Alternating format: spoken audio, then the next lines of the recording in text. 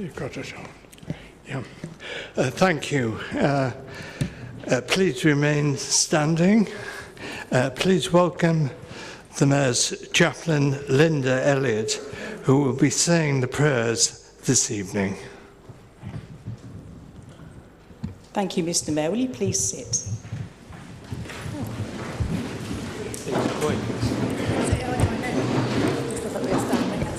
Yeah. As Quaker chaplain for this year, another brief thought before council tonight. At the end of Thorpe Road, parallel to Crescent Bridge, is River Lane. And there you'll find the Quaker Meeting House.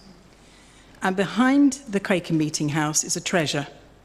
There's a garden, which is open to everybody who wants a moment of quiet reflection. So I do invite you, if you're passing that way, to pop into the garden and sit and have a quiet thought. The garden has been designed around the 5 principles that Quakers try to keep to. And these are indicated by 5 plaques around the garden.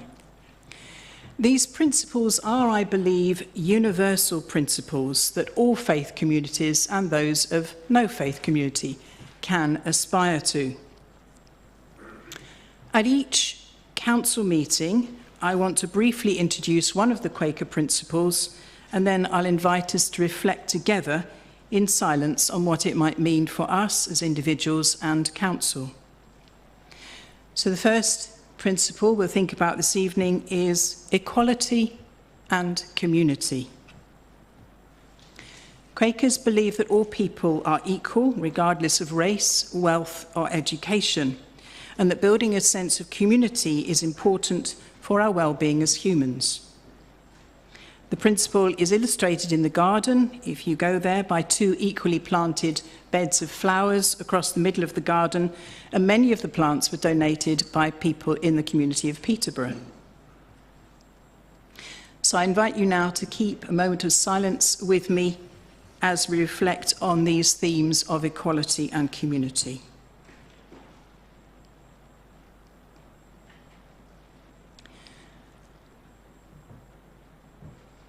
I will lead us in some brief thoughts. As we think about equality first, we are aware of the inequalities that exist within our city and our villages.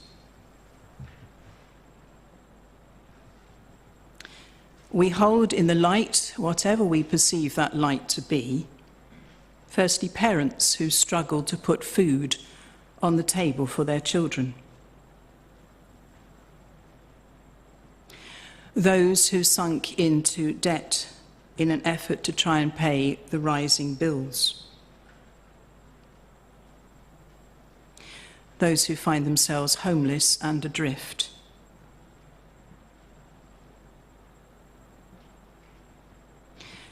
We hold in our thoughts all who are trying to help people in financial hardship.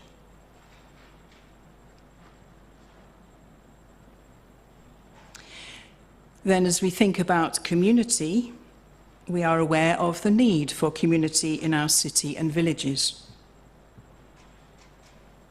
So we hold in the light all who feel alone and despairing, and those who are seeking to make connections between people.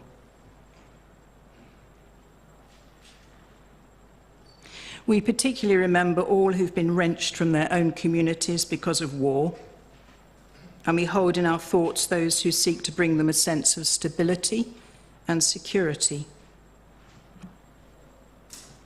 We think of the ongoing discussions around the City of Sanctuary project.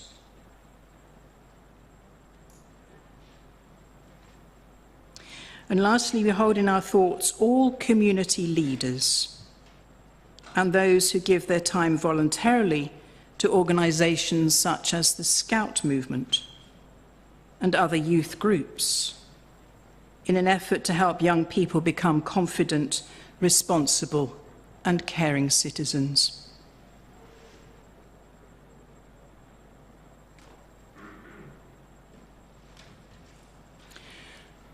So as we have reflected on these things, may we as individuals and this council be committed to bringing a greater sense of equality and community to the people of Peterborough.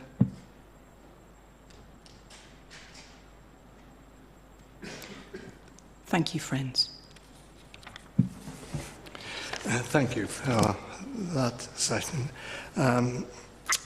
Welcome members. Those in the public gallery, none, and those watching on live stream. Due to the heat this evening, I will not be wearing my robes, and I'm happy for members also to remove their jackets. I now hand over to Rachel Edwards to go through some housekeeping points. Rachel. Thank you, Mr Mayor, and through you, can all those present please ensure that all mobile phones are switched to silent? In the event of an evacuation, please exit through the doors on both sides of the council chamber, following council staff to the assembly point. As per normal rules, if you wish to speak, please ensure that you raise your hand and you'll be invited to address the meeting. The Mayor has confirmed that he's happy for members to remain seated when addressing the chamber. All votes will be taken by a show of hands for tonight's meeting, but the team will be testing the electronic voting system over the summer and will be ready to resume using the electronic voting system for full council in October. If a recorded vote is requested, this will be taken in the normal way. As previous meetings, you have your laminated for, against and abstain copies on your table. Please raise the correct voting card when we come to the votes. There's also the points of document, which is your pink document. You also have that. Please raise that, stating the point that you wish to raise. Finally, I would like to remind members that this meeting is being live streamed, so please make sure that when you speak, you are using your microphone. Thank you, Mr Mayor. Thank you. Agenda item 1, apology. Is between Hackney and private hire. I have a license of Huntington taxi. I just want to declare this that I do in Huntington. Thank you. Thank you, that's recorded. Neither? Thank you. Agenda item 3, minutes of the meeting held on the 22nd of June 2022. I would like to move approval of the minutes from the 22nd of June 22. Do I have a seconder? Yes, Mr Mayor, I'm happy to rise and second those for you.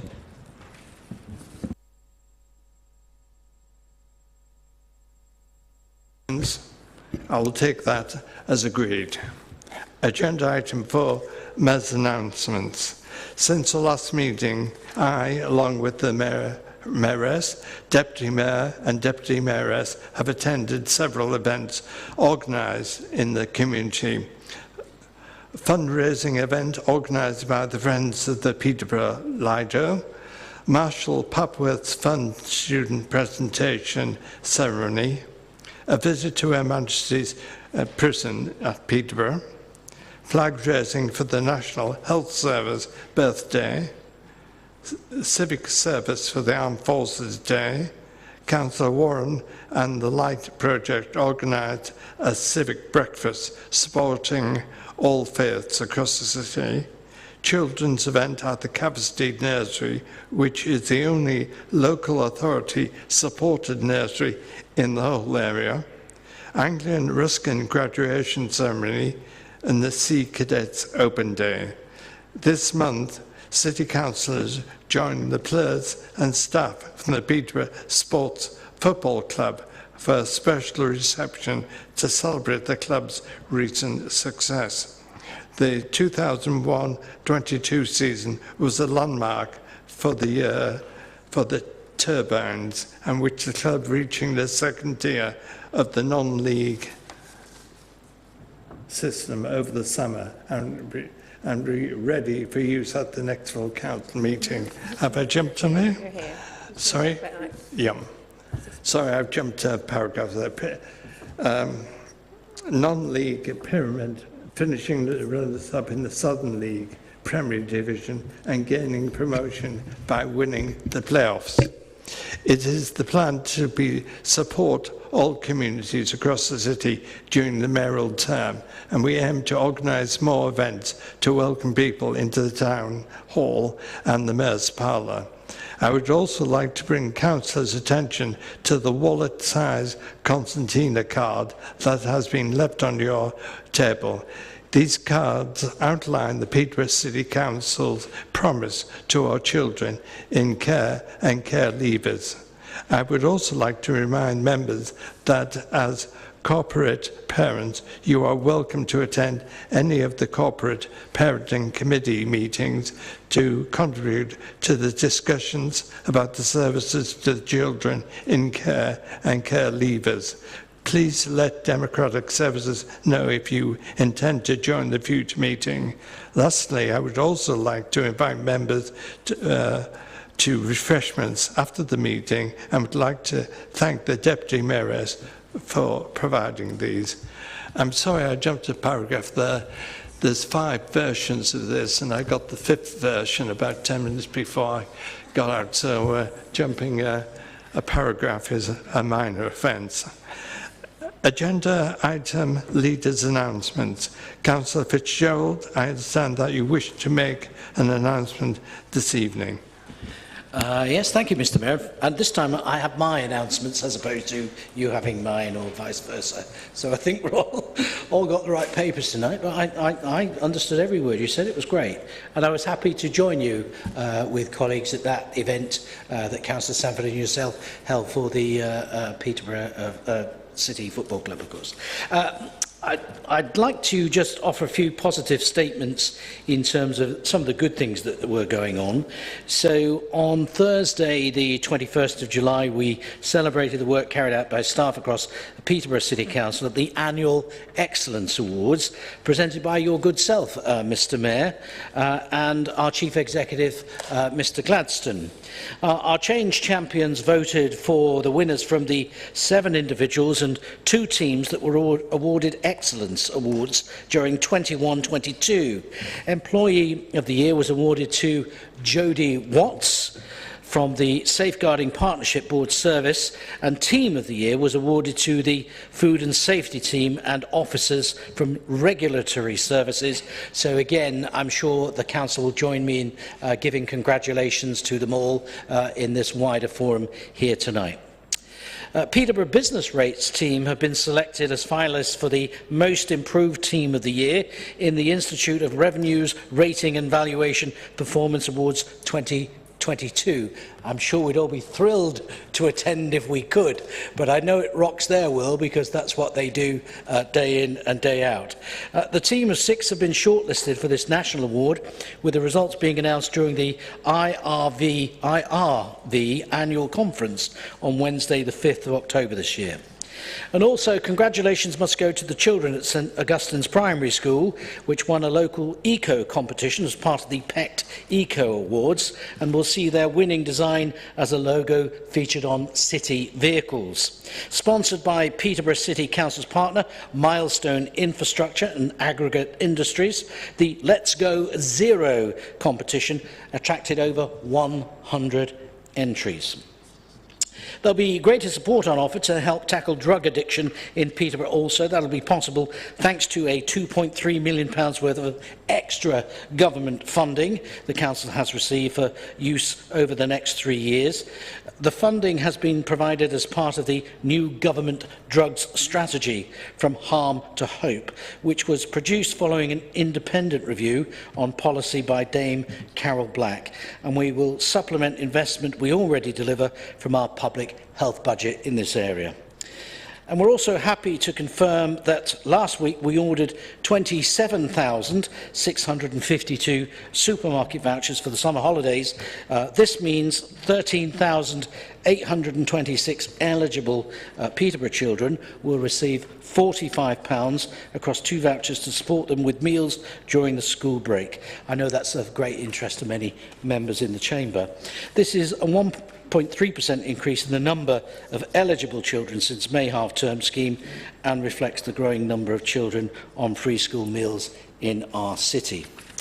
More or less, and And finally, we've also allocated around 70 vouchers unused from previous rounds to those families who don't quite qualify for the normal scheme but have been identified by schools as needing support. That's all I've got to say in terms of announcements, Mr. Mayor, at this point, but I would remind members if they've got any good news stories that they'd like to share with me or Council, then they should bring them forward. My door, as I've said previously, is always open, as attested, I hope, by Councillor Knight and Councillor Day recently, who we had some nice chats about how things should be and how we might improve things. And I would again remind people that that offer is open to anybody and everybody all of the time, no matter what the subject matter. Thank you very much, Mr. Mayor. Thank you. Group leaders, you have 1 minute in which to respond. Councillor Jas Nawaz.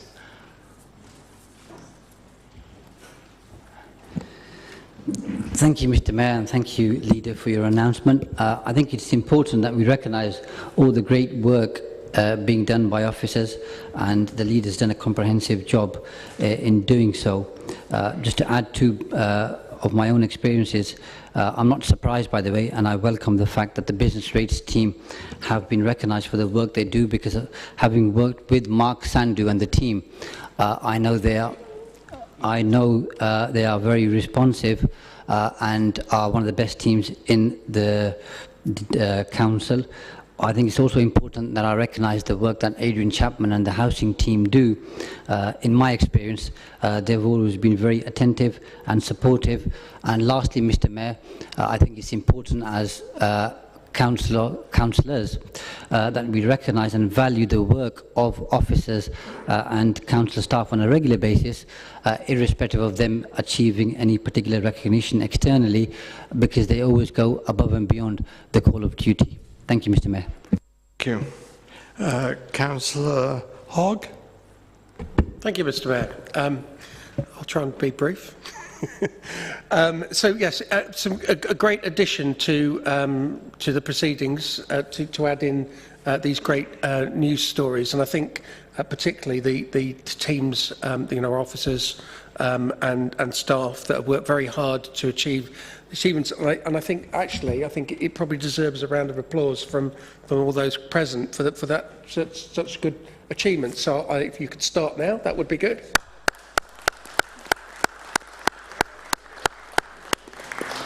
I think the Leader was a bit quick in getting on to other good news stories in terms of the vouchers, etc., which is clearly something that I think a lot of families see as a lifeline over the summer period.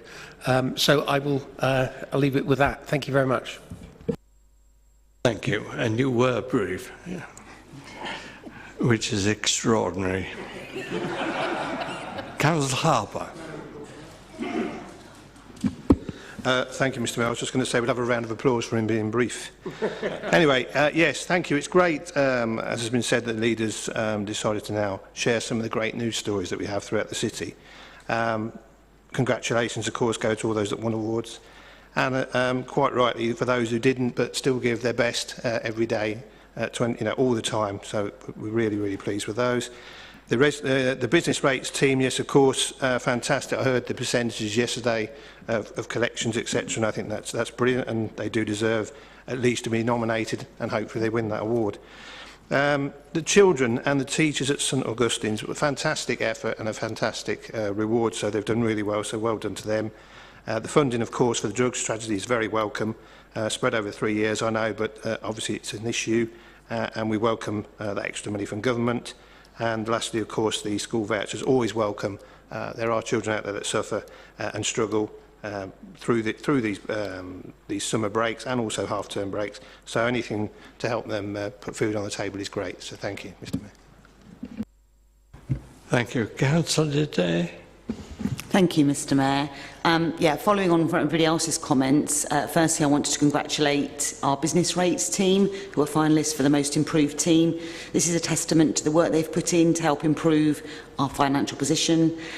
Huge congratulations to St Augustine School for winning the PECT local eco competition. We're really obviously keen to see more of those types of competitions in schools. And we of course welcome the school meals provision over the summer. And then finally, I just wanted to welcome Councillor Skibstead, who's now joined the Green Group. Councillor Skibstead is a well-respected, hard-working ward councillor and has overseen some fantastic biodiversity and environmental work.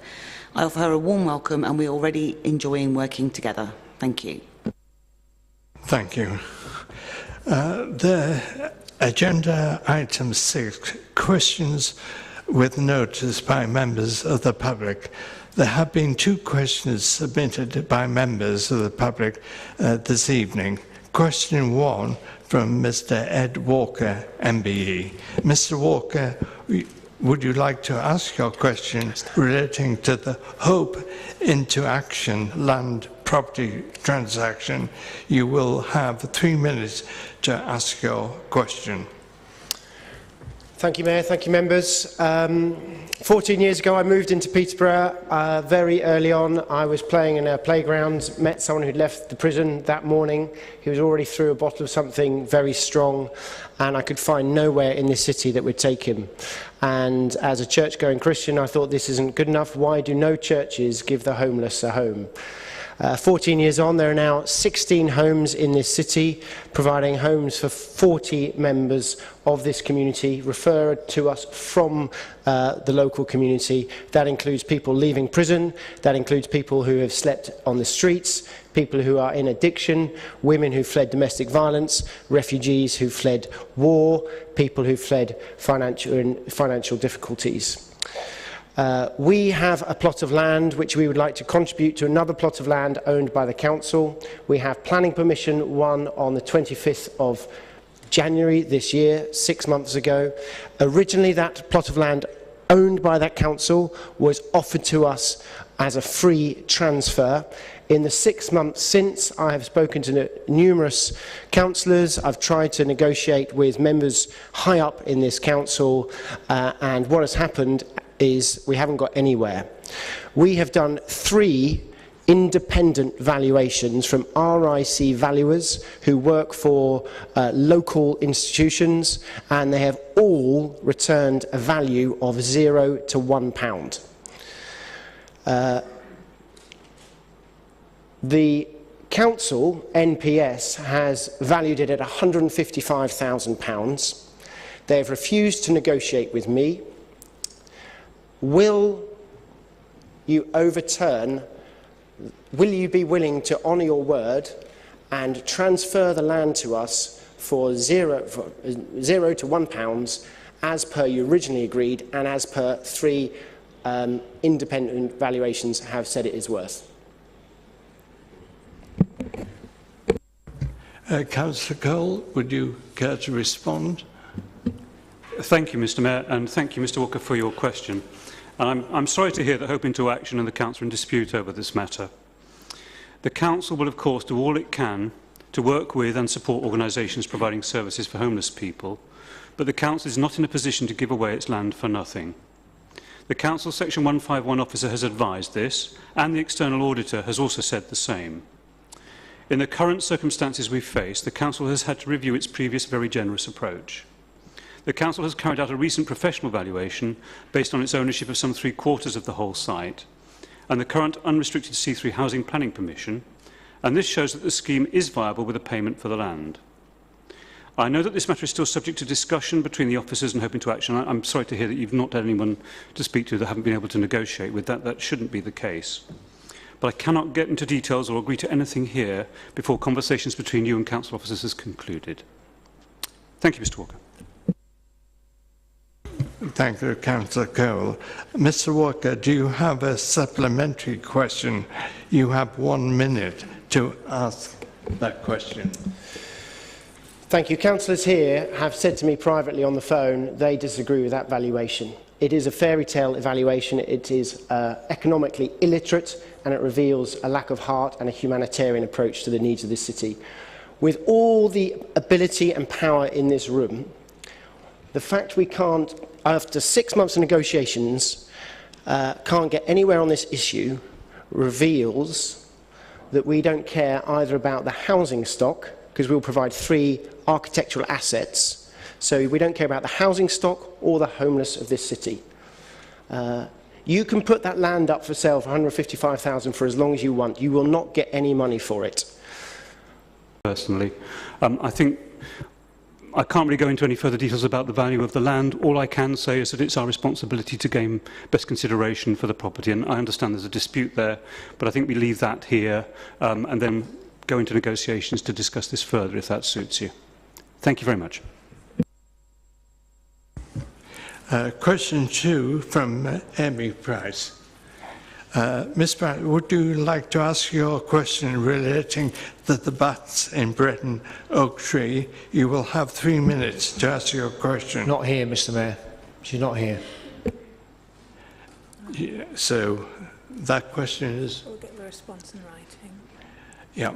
Response in writing, would that be acceptable? Yes? That's what happens, yes. Yeah. So, Countess, where are we off to now? Item 7, petitions. Yeah. Where are you? Okay. Agenda item 7, petitions. Those presenting petitions this evening will have 1 minute to outline their petition request. As there are any petitions from the public? Do we have any petitions? No. No. Therefore, we can bypass that. Are there any petitions from members? 1, yes. Could you wait for the... I can't see who. We can't see the name of the councillor. Is there a councillor? Has anyone got their hand up? I don't see No? anyone. No? No. No petitions, no. Sorry, I thought I saw movement, and there wasn't. Yeah. Agenda item 8, petitions for debate, save the St George's Hydrotherapy Pool. Agenda item 8 is in relation to the petition Save the St George's Hydrotherapy Pool. Information on this can be found in the agenda pack and additional information pack. Karen Oldale, you now have 5 minutes to introduce your petition and address the chamber. Thank you. My words over the next few minutes cannot do justice to the enormity of the decision you are about to make on the health and well-being of local people's lives, your constituents. Every councillor here will have St George's service users living in your ward. So why does saving St George's matter? Or, if we cannot save St George's, ensure there really is a genuine future for community hydrotherapy in Peterborough. You may hear about this in the second proposal tonight. St George's was a successful, a well-evidenced, a well-used and vital service that's been transforming lives for the past 10 years. It had 4,500 registered users, of whom 250 were accessing the pool every week. The pool was used by a wide range of Peterborough residents, disabled people, those with long-term health conditions and those who are rehabilitating. Anyone can have a need for hydrotherapy at any time. Over 60% of users reported that their disability or health affected their day-to-day activities a lot. 33% of users had a learning disability. For many, the pool brought companionship and enormous pleasure too. Our users often come from the most deprived wards in the city. They relied on St George's to be physically active and to successfully manage their health, well-being and pain. And this is important. For these people, it was their only way. St George's users can't go to the Lido or the gym. For some, it was the only time they experienced the freedom of not being on or in a piece of equipment. Can you imagine that? St George's was a lifeline. Surely, taking responsibility to self-manage one's health should be something a responsible council should be encouraging, not unnecessarily shutting it down. and we maintain shutting it down is unnecessary. None of the reasons given stack up. The cost for the council of refurbishing and reopening the pool keeps being mentioned, but this was never asked for. St George's users only wanted for the council to honour its agreement, as passed by full council, to sell the pool to an aquatic physiotherapist. Please can we reiterate, as this seems to have been lost, this sale would have generated a profit for the council of between £65,000 to £75,000. All further financial responsibilities, including refurbishing and running the pool, including for the community's use, would lie with the buyer, not the council. This should be an absolute win-win. What was not to like? We're told the need for Heltwaite School to expand is a reason for closing. Turning a hydrotherapy pool into a classroom sounds like an incredibly expensive and unfeasible use of taxpayers' money, especially if the school may relocate, and there are far simpler options for expansion. Ironically, taking the pool hall for a classroom would deprive those same special needs children at Heltwaite and across the city of the very hydrotherapy pool that they need. Did councillors know that 18 different schools and organisations for children with special educational needs and disabilities have been using St George's? Sometimes 140 pupils per week. And any extra profit gained for selling Heltwaite St George's School with the pool is entirely uncertain and speculative. Meanwhile, the costs of not having hydrotherapy keep rising. The loss over £1.5 million of social and economic value that St George's was delivering every year, especially to adult social care, the very service that's putting a strain on council finances. And of course, one can't put a price on the loss of users' independence and health. Devastating and heartbreaking does not do justice to some of the stories I've heard. The desperation is palpable. The person who's become bedbound and developed diabetes, the person who's lost the ability to walk and get dressed, the person now on morphine, the one who no longer goes out, others who are now on waiting lists for operations, whereas previously they were managing at the pool. We have some shocking statistical evidence of the physical and the emotional impact the loss of hydrotherapy is having on our users. The decision not to sell and reopen St George's as planned is short-sighted. It feels discriminatory and cruel. It will increase health inequalities, cost vulnerable residents their health and the council money. However, if St George's cannot be sold and reopened as our petition requested, we do hope that you at some time will support the second proposal. This is the right thing to do for everyone involved and for the public benefit. This proposal will ensure the safe future of professionally managed and accessible community hydrotherapy in our city for the years to come. Thank you.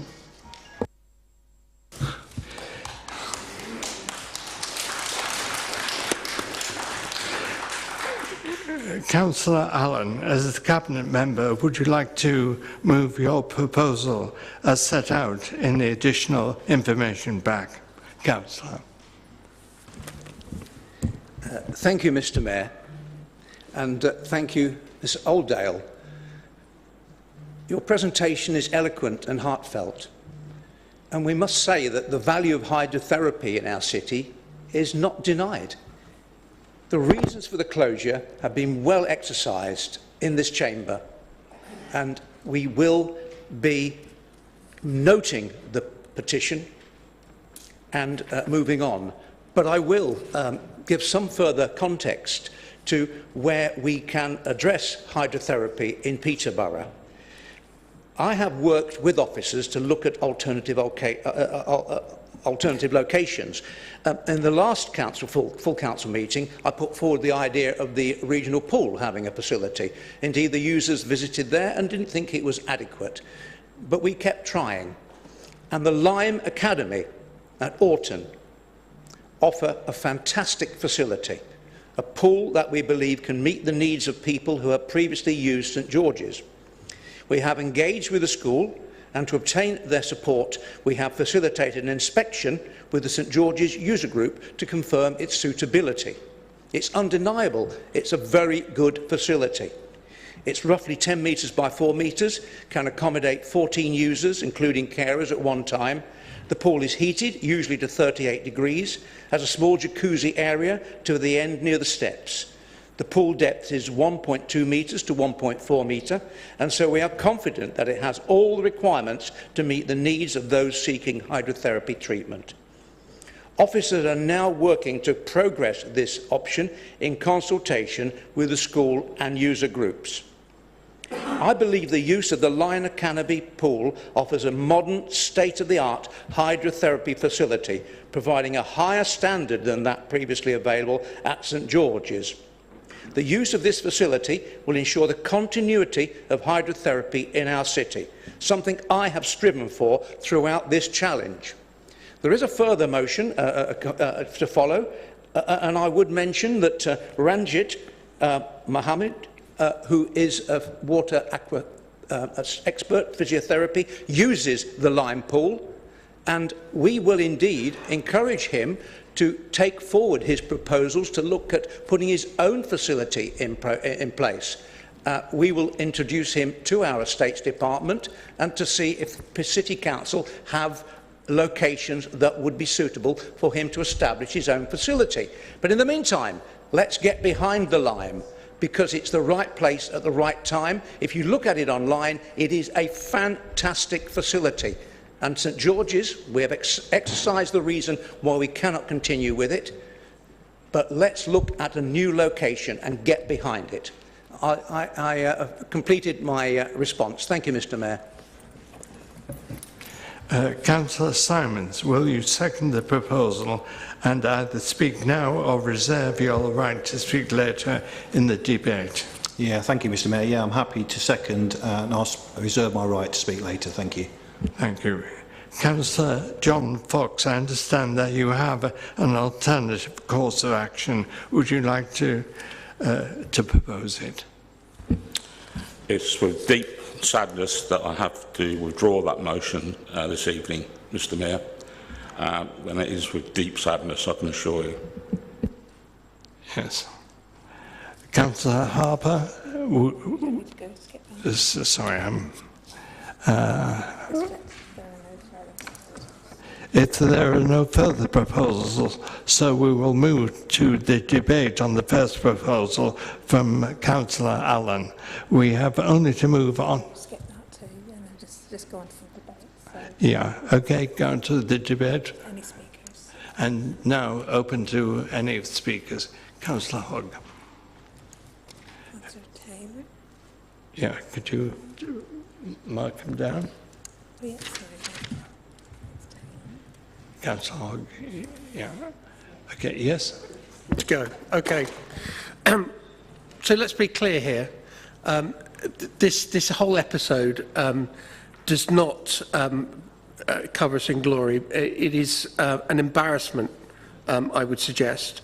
It tarnishes the council's reputation. It lets down the residents that we're here to protect. Yet another episode of a property development gone wrong, and maybe one of the reasons why tonight we are looking at divesting ourselves from the NPS arrangement. Ultimately, we've just heard from the Hope for Action charity. Again, we are letting people down in this city, people that need our support. The users of the hydrotherapy pool this has just gone on and on and on and on. Whilst this new proposal of the Lawns Academy does sound very good, we've only heard about it yesterday, and we were only in this chamber not long ago where the administration was waxing lyrical about how the plan for using the regional pool was exactly going to meet the needs of the users, and when we scratched away at the thin veneer of that deal, it exposed itself for being totally inappropriate. And so therefore, whilst I'm hopeful that, that this is, we'll take it on face value, that this new proposal of using the Lawns Academy will in fact meet the needs of the users, I have to say we will be watching this very carefully, how it transpires and goes through, and if need be, we will need to come back with an appropriate motion to affect the change that is needed. Thank you. Thank you, Councillor Hogg. Councillor Taylor? Tyler, I believe. Yeah. Thank you, Mr. Mayor. My computer just went off as we were listening. Just give me 1 second, please.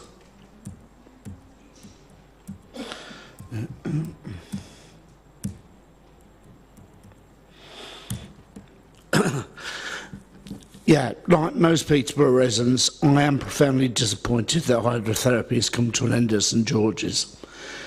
In 2011, I think it was, I was involved with a group who fought tooth and nail to get water-based treatment returned to our city after we were so badly let down by the NHS and Hospital Trust of the day.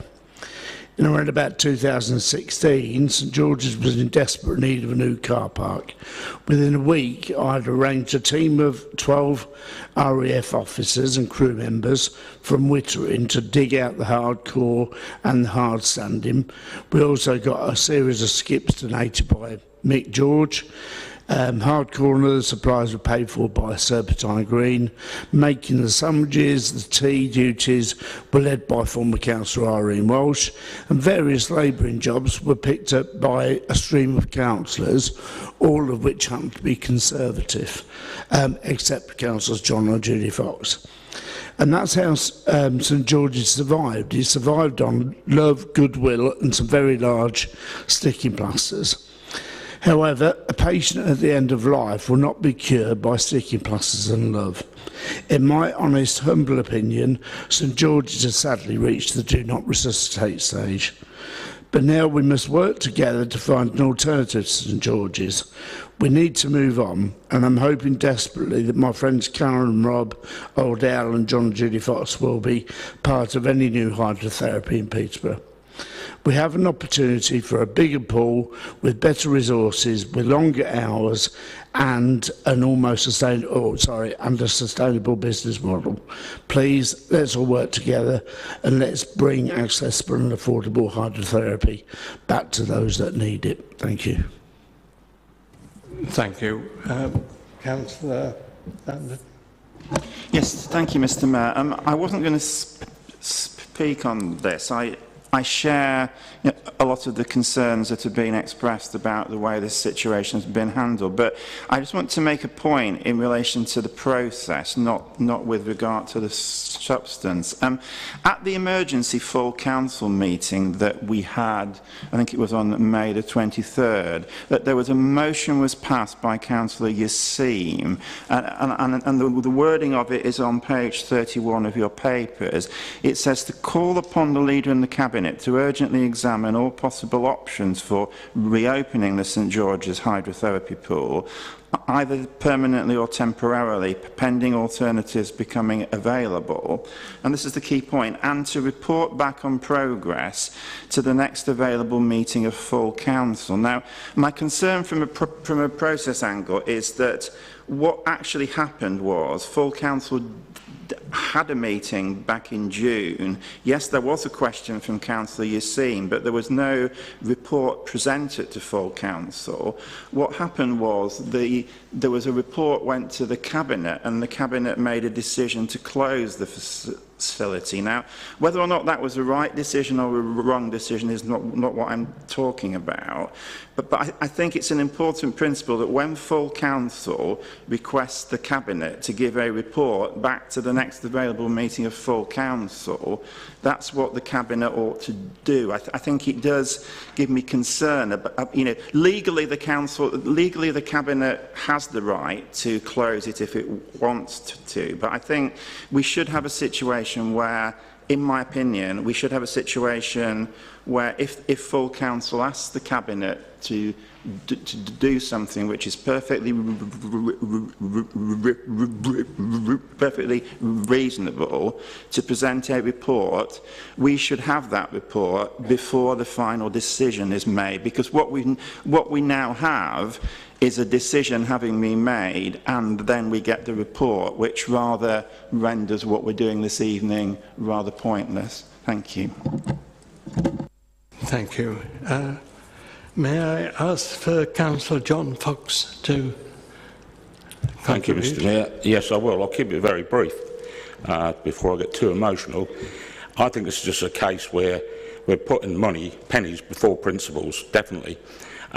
This facility saves the council a lot of money over the years. And from day one, I've been working with the user group. And all we wanted to do, in the user group especially, sit around the table with everybody that's involved who has an interest in, and talk it through.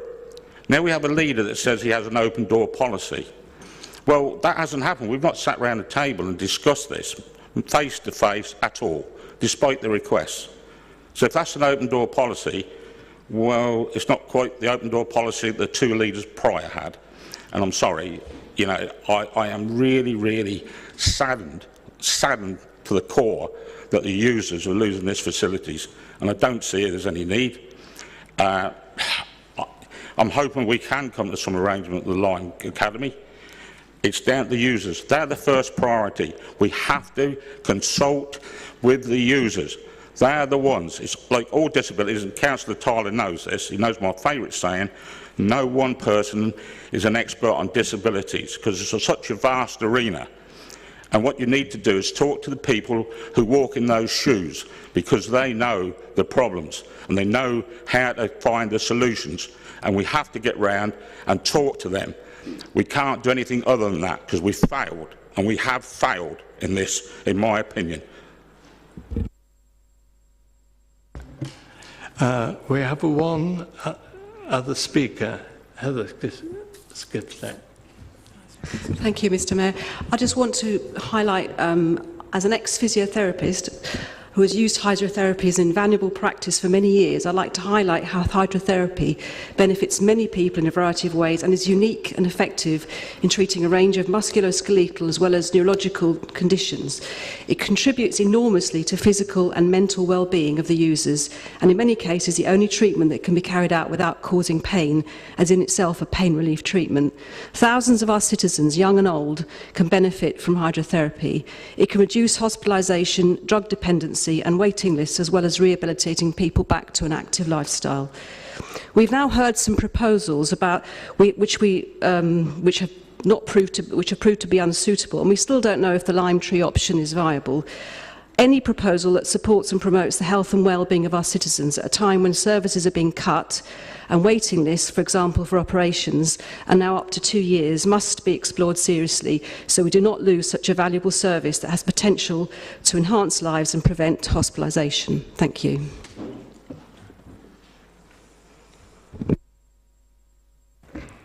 Okay, Councillor Fitzgerald. Thank you, Mr. Mayor. I wasn't going to speak on this. I think enough has been said already, but Councillor Fox knows full well I've personally invited to meet him 3 times, and 3 times is refused. Both in email and in person.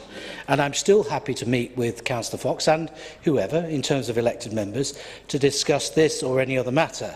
But my colleague, Councillor Allen, has been in dialogue with Ms Oldale, Dr Moder and others. Is that a point of order? It's a point of explanation, Mr. Mayor.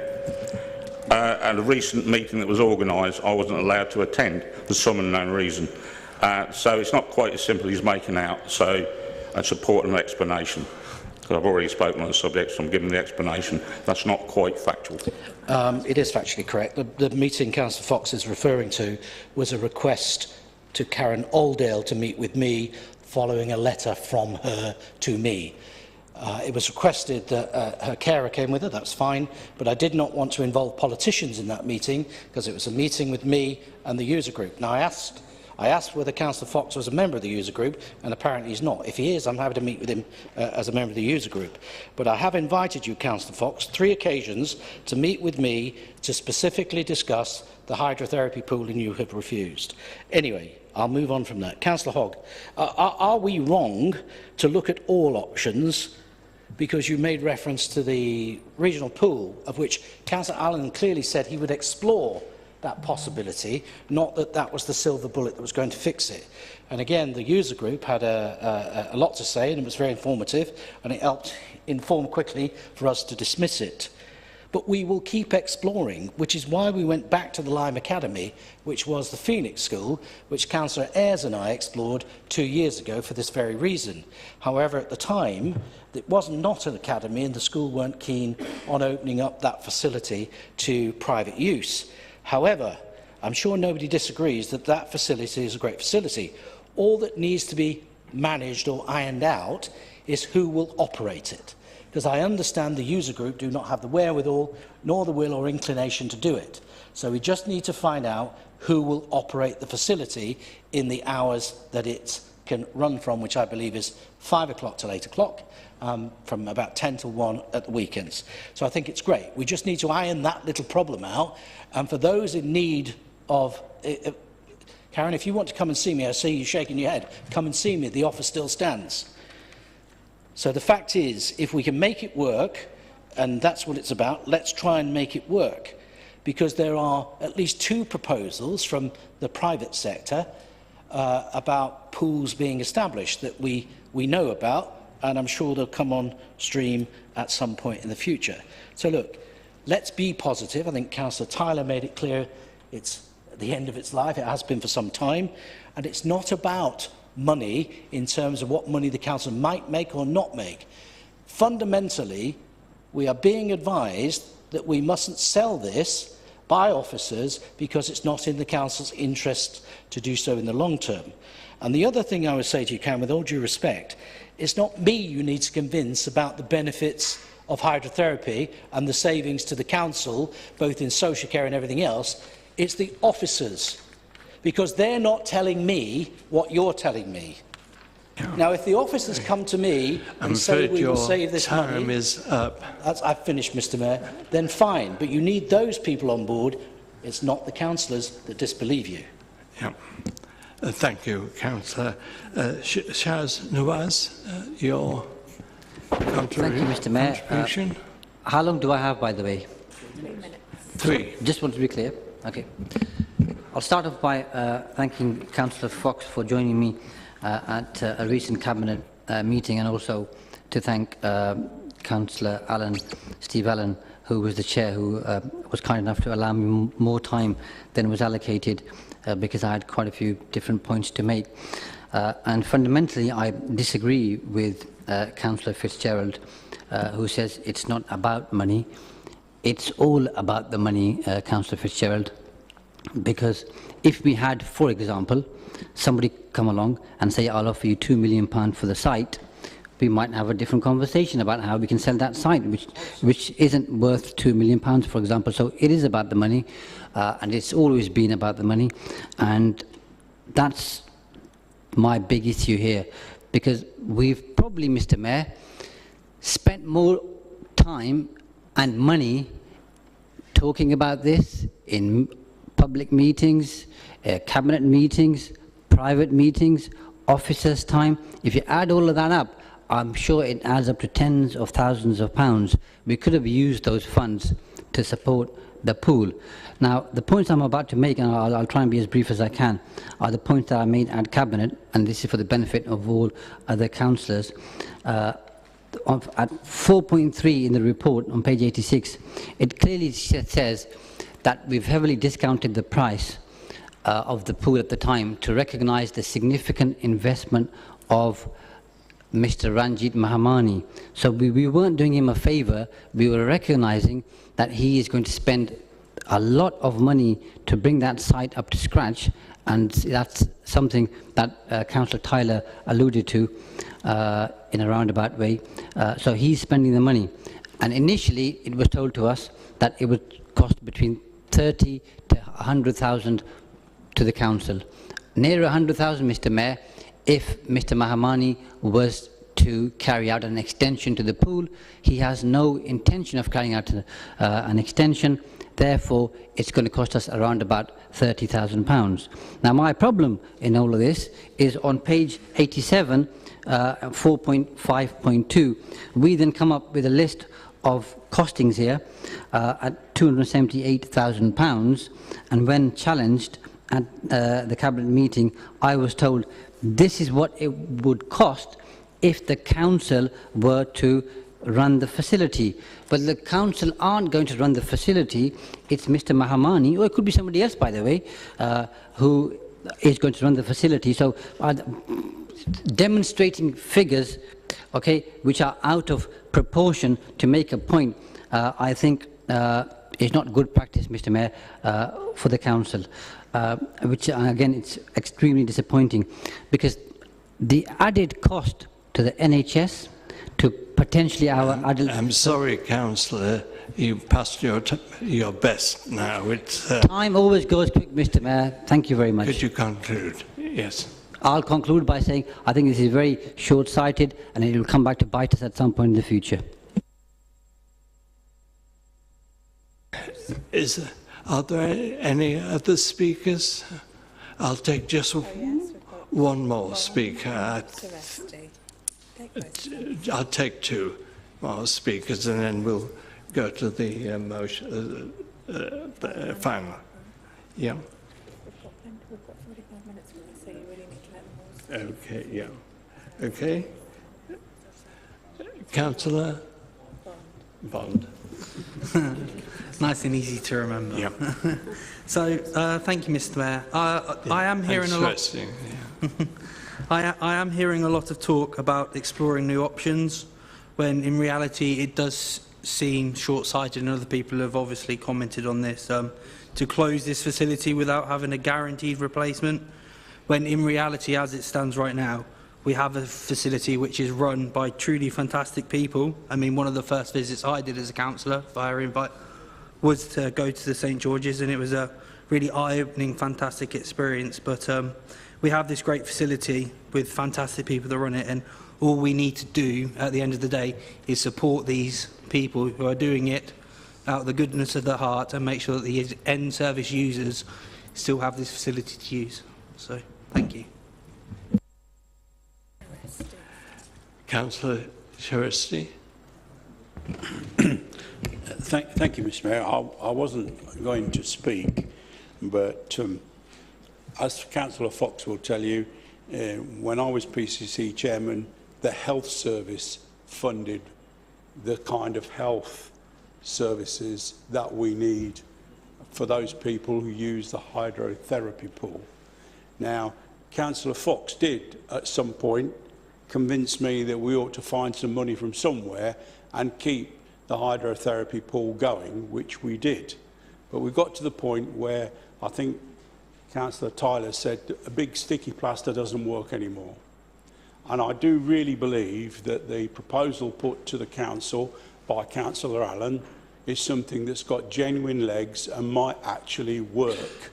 And we may very well be able to provide a service, even if it is not the perfect service that everybody wants, but we may be able to provide a service that will help our residents until the perfect solution is found. But, you know, what I would like to say, and that's the only reason I've got up, is we all accept that this is a health issue. We all accept that, you know, this is for the better health of some of the residents in Peterborough. I couldn't feel more strongly about it, as you very well know. And yet, why is it that we're sitting in this room and the council, or some councillors, are being got at because we are where we are, and yet not a single word, as far as I'm aware, has gone to the health service to say, well, why are you not paying for this? Why are you not providing this service? How is it the council has had God knows how much money chopped from its allocations, whereas the health service has been having its allocation increased year on year, year on year, year on year. Well, you know, we should be screaming at them as well to provide the sort of service that they do elsewhere in our city. I think that's where we're missing out as well, Mr Mayor. Not that I'm trying to defend where we are right now, but I do think Councillor Allen's proposal may find a solution, even if it's not permanent. Thank you, Councillor. Councillor Harbour. Thank you, Mr Mayor. How do people really, or how can we actually think what those users are feeling, knowing that money has come first in this decision? How do you think that makes them feel? Yet again, we've heard again from the leader tonight that it's officers that have made the decision, or have not allowed them to make the decision they want to then, by the sounds of that. But who runs this council? Who are the elected body to run this council? With respect to officers, it's members. As councillors, yep, sometimes we have to make difficult decisions, I accept that. But it's a sorry situation when money has been shown to rule our hearts. It's time we reconsidered why we were elected. It was to represent all people. I think we need to have a little think. Thank you, Mr Mayor. And Councillor Graham. Thank you, Mr Mayor. I think listening to some of the speakers beforehand regarding this petition, I was going to speak upon the report, but I think that it's important to highlight the fact that, yes, it's not just medical and health and clinical problems that see a benefit from hydrotherapy as well. There are many, many patients, residents, who use that for a sense of the hidden disabilities that we don't see in the way of emotional well-being too. And to say that the health service should be funding this is quite frankly not acceptable, and I will evidence this when speaking during presentation of the report, because there is a bone of contention and some conflicting information within the report that I'd like to highlight here, not only to members but to the public that will be looking or watching this meeting as well. I think that we really do have to revisit this. We really do have to look at the state of the financial situation that we're currently in and the repercussions that this could have on the wider population. Councillor. I'm happy that she finishes, Mr Mayor. Are you? Yeah. Okay. And I think that it's incredibly important to register the concerns. Now, some of, well, nearly all of the individuals that were running the pool themselves were users. So they will also be bereft of this facility. You also have to look at the fact that the majority of disabled residents in terms of accessibility won't have a central location in what has been proposed, and how will they get there, the cost incurred by those people. We have to look at these factors as well. So I'd be willing to talk about this at a later stage, but I did have to make this point. Thank you. Thank you. Just a point of personal explanation, Mr Mayor, in comments to Councillor Harper. What I actually said is, this authority is indeed member-led, we make the decisions, but we have to be mindful and guided by officers' advice, just as Councillor Harper is when he chairs the Planning Committee, that he's guided by officer recommendations. Now, Planning Committee can overturn that, but they have to have good reasons. The point I was making is, there is nobody screaming at us from an officer point of view to overturn that decision. That's what needs convincing. It's not the fact that they're making a decision. We are guided by their advice, as is the Planning Committee. Thank you. Now, Council, I don't think we've had 12 people who've put questions up, so I think we've had a reasonable amount of time. Could I ask Councillor Sands to conclude? He's exercising his right to speak. Yeah. Thank you, Mr Mayor. Yeah, I'll keep it very brief. Yeah, well, I've personally visited Lyme Academy, Paul, and it's an excellent facility, and I think we need to all work together, all of us, you know, to make use of this excellent facility. We all know St George's has been closed for 2 years already, so let's work together. Let's get Lyme Academy Pool up and running.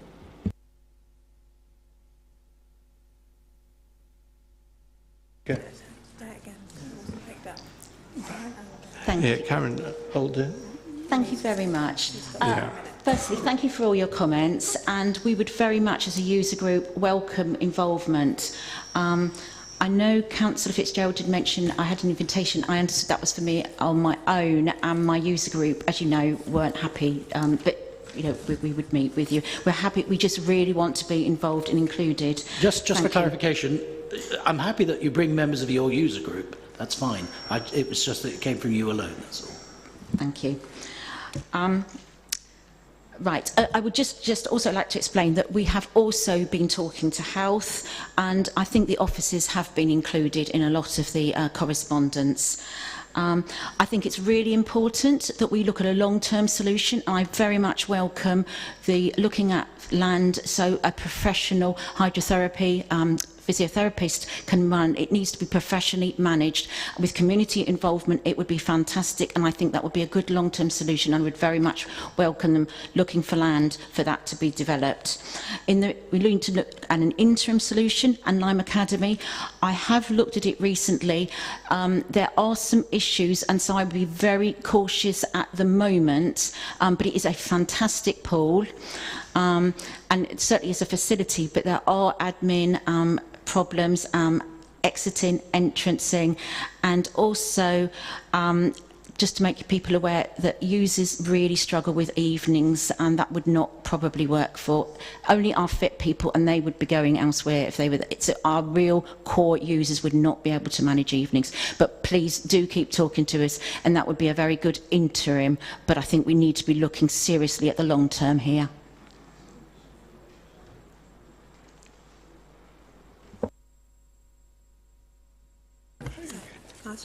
Yeah, Councillor Allen, to conclude, to sum up. Thank you, Mr. Mayor. There's been an awful lot of very pertinent points made tonight, and I keep coming back each time I speak on this subject to the fact that the value of hydrotherapy is not denied. This administration wants to see hydrotherapy provided in Peterborough. Not by the City Council, though. It's not a local authority responsibility. It lies with the health sector. Now, whether it be with the NHS or whether it lies with a private practitioner, that will materialise over time. Now, Mrs. O'Dell will confirm that she met with myself and the private practitioner, Dr. Moda, who is proposing a hydrotherapy facility. And indeed, she was pleased to help Dr. Moda plan the layout of that facility. Let us hope that that is forthcoming. Let's hope that the other practitioner we're talking about, Ranjit Mahababi, whether he can find somewhere. We will certainly help him look for a location, i.e. land, that he may want to invest in to put a facility on that land. So, all I would say is that we want it to happen in this city. I was really pleased that Councillor Tyler, who is eloquent about the subject, having been one of the early protagonists. Just hold you for a moment. We have a point of order. Councillor Graham. Actually, a point of information. I believe that Dr. Moda is also a member of the CCG, and I was wondering where we legally stand and if we can gain clarification from the monitoring officer. Has he been part of those negotiations whereby the CCG in the report have refused to fund the hydrotherapy pool? And if so, where would the council legally stand in negotiating with him with reference to the pool? We were not negotiating. Let's kill that one straight away. We were aware that the practitioner was proposing a pool, and I was happy, in the interest of securing hydrotherapy in this city, to visit Dr. Moda with Karen O'Dale. Full stop. Okay, so we want hydrotherapy in this city. We do not want the St George's facility to remain open because it's unaffordable. The school need the site. And if we sold a portion of that site to an individual, it would diminish the value of the overall site with regard to property values. On top of that, the cost of putting it into good condition. So 3 reasons all stack up to why this council do not want St George's to continue as a facility in the city. We do, however, want hydrotherapy in Peterborough and will use every endeavour to assist anyone who wants to provide it. Thank you, Mr Mayor. Thank you. We'll now move to the vote on the proposal. Pippa? Thank you, Mr Mayor. Councillors, we are now voting on the proposal as set out by Councillor Steve Allen within the report. All those in favour, green cards, please.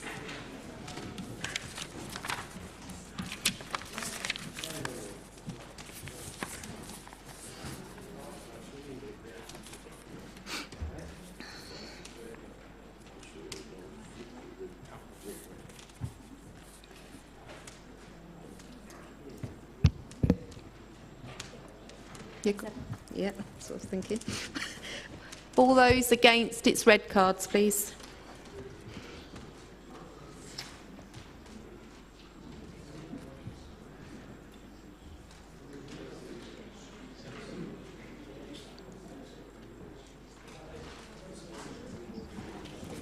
Any abstentions? It's yellow.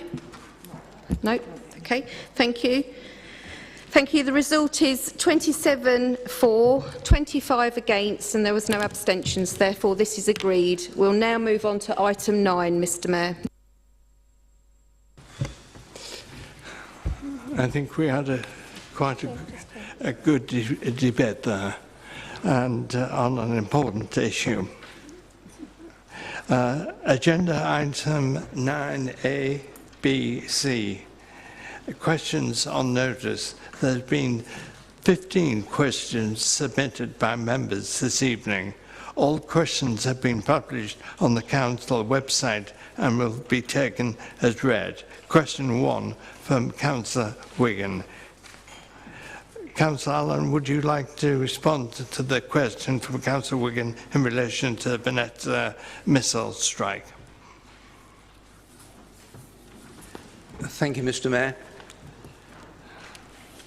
I'd like to thank Councillor Wigan for bringing this ongoing crisis to focus. We're all shocked and saddened to learn of the devastating attack on Venezia, and our thoughts and prayers go out to all the people of Ukraine who have been affected by this terrible war. We have been mindful of the severe impact of the war on the Ukrainian people and have been working with the Ukrainian community in Peterborough to coordinate efforts, including fundraising for lorries of essential supplies to go back to several cities in Ukraine. Part of our contribution has been the allocation of staff to support the sorting and packing of supplies and the coordination of a group of 50 local volunteers. The Council is leading the local Homes for Ukraine scheme and has so far resettled over 150 people and expects to continue to provide support over the coming months. Funded by the government, the Council provides £200 for every person arriving in Peterborough and works closely with the Department of Work and Pensions to ensure that Ukrainians can access universal credit quickly. In addition, the Council has recently commissioned a local charity called Help to provide dedicated support to the newly arrived Ukrainians. This will enable the new arrivals to access information and support to help them benefit from essential public services and to secure school places, as well as day-to-day advice and support to ensure Ukrainians feel welcome in our city and can start to rebuild their lives. Thank you, Mr Mayor.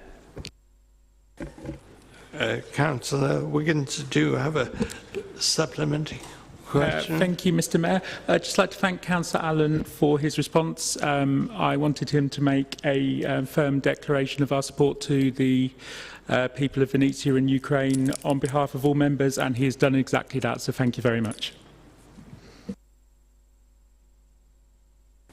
Yeah, okay. Question 2? Yeah. From Councillor Barkham.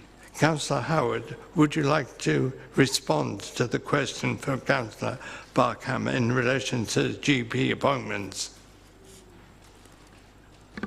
Thank you, Mr Mayor. And thank you, Councillor Barkham, for raising this important issue. And I do recognise there are challenges that our residents are facing in accessing primary care services. Access to primary care is an NHS responsibility, and I've raised the matter with the ICB, and they have provided us with the following response.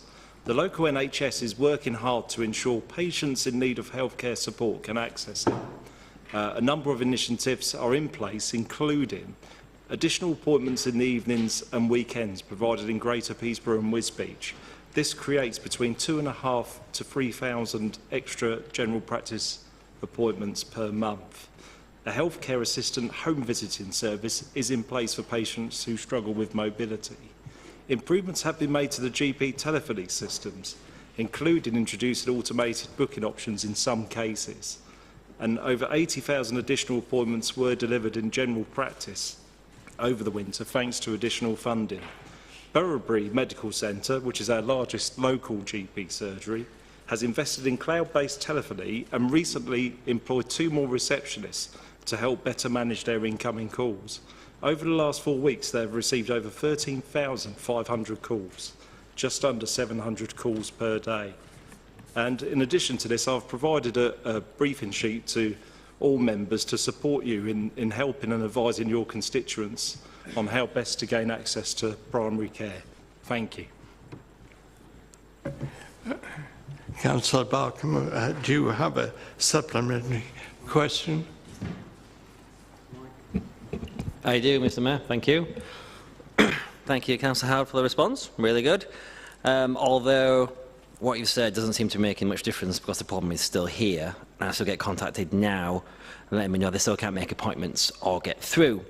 So this has been raised through committee, Health Committee, and the response has been quite evasive from the CCG, and non-committal responses as well. So I would hope that you can work with me and the committee to better this scenario. Thank you. Thank you, Councillor Barker. Yeah, I'm full agreement and you have my support. Question number 3 from Councillor Day. Councillor Simons, would you like to respond to the question from Councillor in relation to DNA root evidence and the Breton oak tree? Yeah, thank you, Mr. Mayor. Yeah, to be honest, I'm a bit surprised about this question. Councillor Day, I've worked with you on several issues. You have very good knowledge of the environment. Did you not read all of the evidence? Did you not seek expert advice? Did you not talk to all the officers involved? Did you not do any research? Our tree officers assured me their expert opinion this decision was correct. The insurance company structural engineer confirmed the tree was the cause of subsidence. 2 independent structural engineers confirmed the tree was causing subsidence. 1 expert suggested heave. We all know this has been discounted. On top of this evidence, our S151 officer confirmed to me I had to be fully aware of the financial implications. Your question, why did this council fell this tree without any real evidence?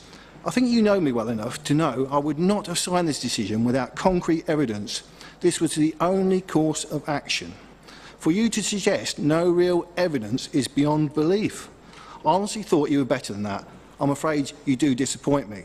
The most important thing here is to make sure we put procedures into planning so we are not in the same situation in the future. Thank you, Mr. Mayor. Thank you, Councillor. Councillor Day, do you have a supplementary question? There wasn't any DNA root evidence, and it was said that it was a possible cause, but it wasn't clearly identified as the actual cause of subsidence. What was also clear from those reports that there was an issue with the foundations of the property that were not of the standard that was required, and that therefore there was an issue probably really here with planning and the developers that built the property so close to an ancient oak tree. There's a real depth of feeling in the Breton community about the loss of this tree. And at our last Climate Change and Environment Group, there was some discussions about moving forward to create a cooperative and co-created strategy which includes the tree campaigners to ensure that issues such as the Breton oak tree are prevented in the future. Can you outline some of that work to full council? Yeah, we used involved in a meeting yesterday, as you're aware. That was discussed, so we are moving that forward. As you're aware, there was tree T1 and T2, so it was only them 2 trees near that property, so I don't think you'll need some DNA evidence.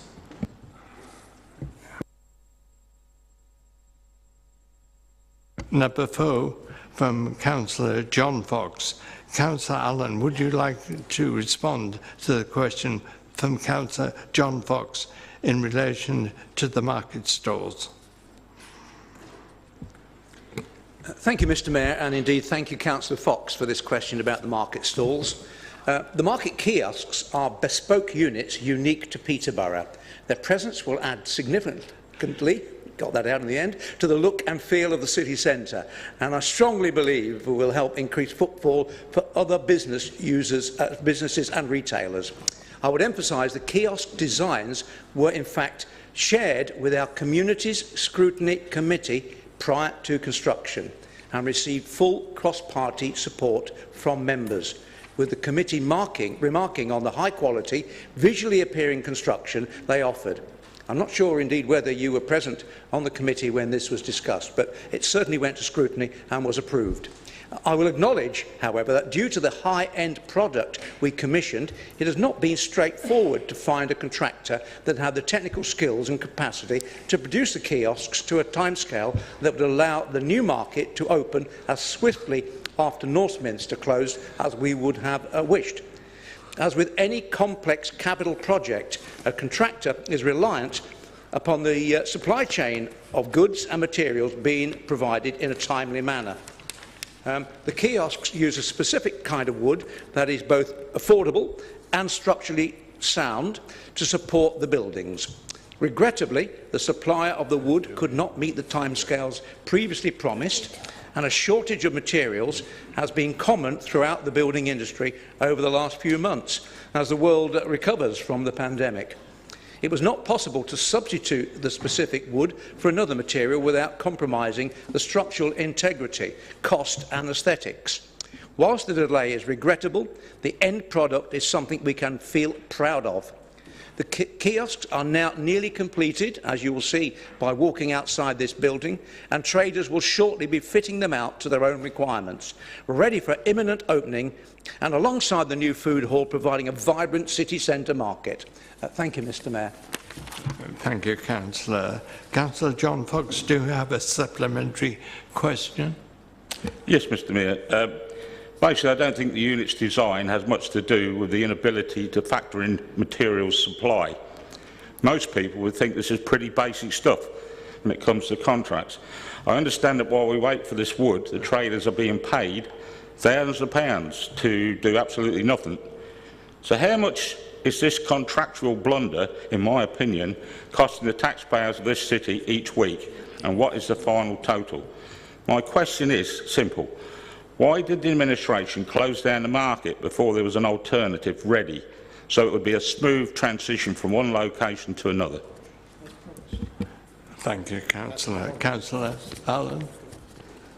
Yes, indeed. And they're pertinent questions. The market had to be closed down to fulfil a contractual obligation to proceed with the Northminster construction site. This was dependent on money from the Combined Authority and meant that diggers had to be on site by a certain date. So that's the response with regard to the timescale.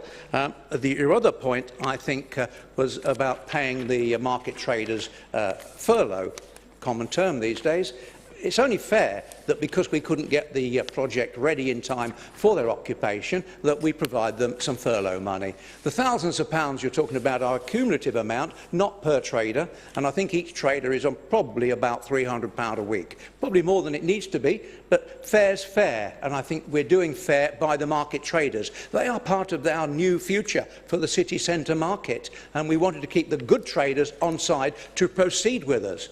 Let us all get behind this new market when it opens in a week or so, trade with the market, recognise the value of the food hall and make Peterborough city centre thrive again. Thank you. Thank you. Question 5 from Councillor Stevenson. Councillor, would you like to respond to the question from Councillor Allen in relation to the antisocial behaviour?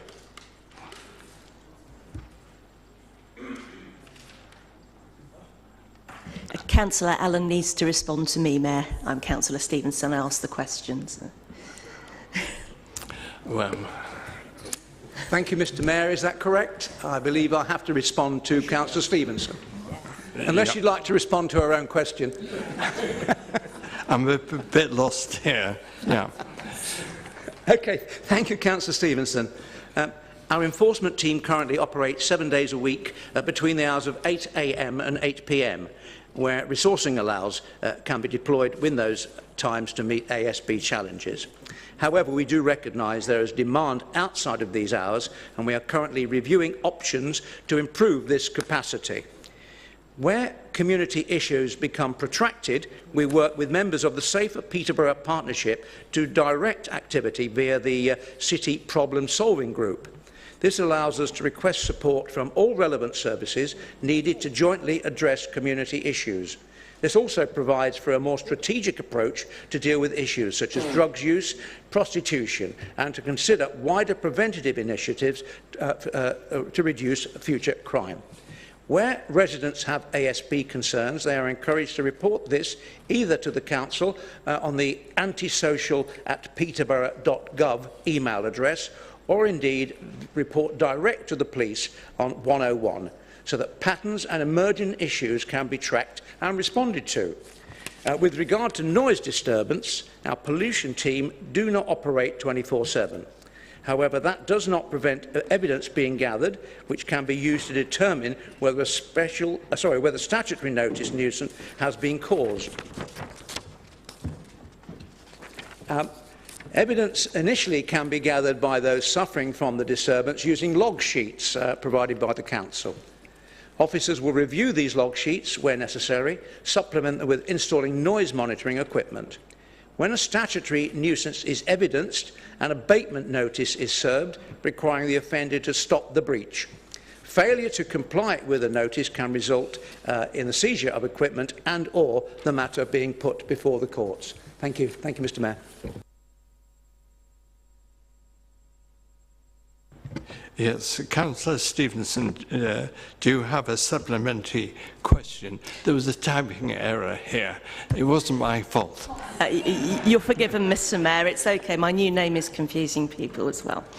Thank you very much, Councillor Allen, for your response. I was just wondering, and perhaps this is something we can discuss online, but offline. But my question is: do you think it's possible we might reach out to Airbnb owners to solve the shortages of housing for homeless families? If we've got a situation where we've got Airbnbs causing ASB and we've got a need for housing and we've got people with a need to let out their houses, perhaps we can put these together in some way.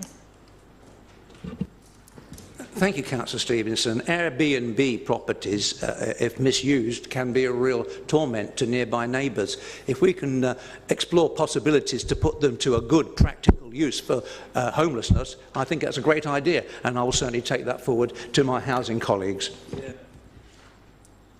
Thank you. Question 6 from Councillor Nawaz. Councillor Coles, would you like to respond to the question from Councillor Nawaz in relation to spend on non-statutory services? Thank you, Mr. Mayor, and thank you, Councillor Nawaz, for your question. It's a simple question, but I'm sorry, I'm going to have to let you down. I can't give you a simple answer, and I can't give you specific numbers. I have to give you a complex answer because it's not possible to draw a hard line between statutory and non-statutory spending. The Council's activities cover statutory services that we are required by law to provide, non-statutory services that we provide to the benefit of our residents, and activities that we must do to run the Council efficiently, but are not required in law.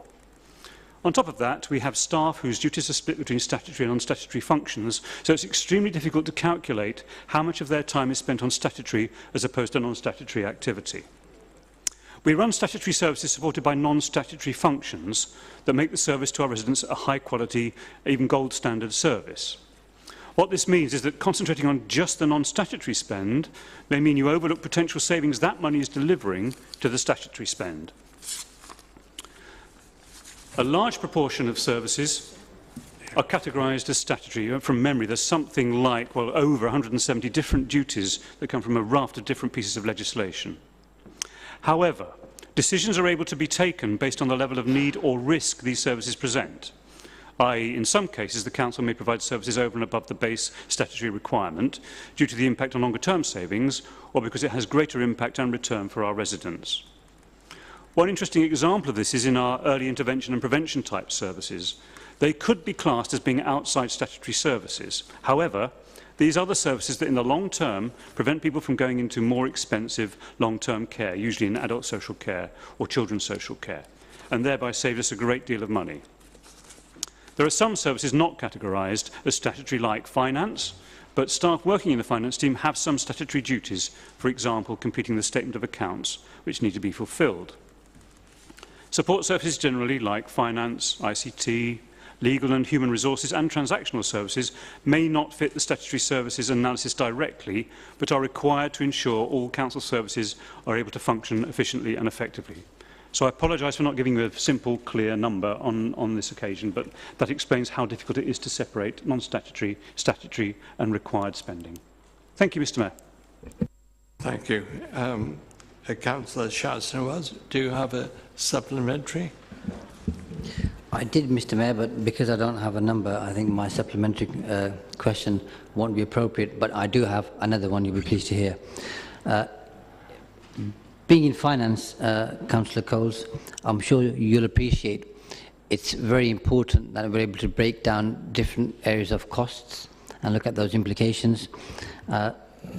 Would you be willing to go back and do some further work to try and break down statutory and non-statutory costs as far as possible so we can have a bit more detail behind the numbers and perhaps then you and I can have a further conversation? Yes, thank you, Councillor Naz. I'm very happy to do so, and I'm sure it'll be part of our FSWG work to make sure that you understand, because I know in the case that you want to have an alternative budget, you'll want to know where we can sort out these numbers. But I would just caution you, it's going to be difficult to do that in some areas because they are so interrelated between statutory and non-statutory, particularly in terms of staff salaries and what they're doing.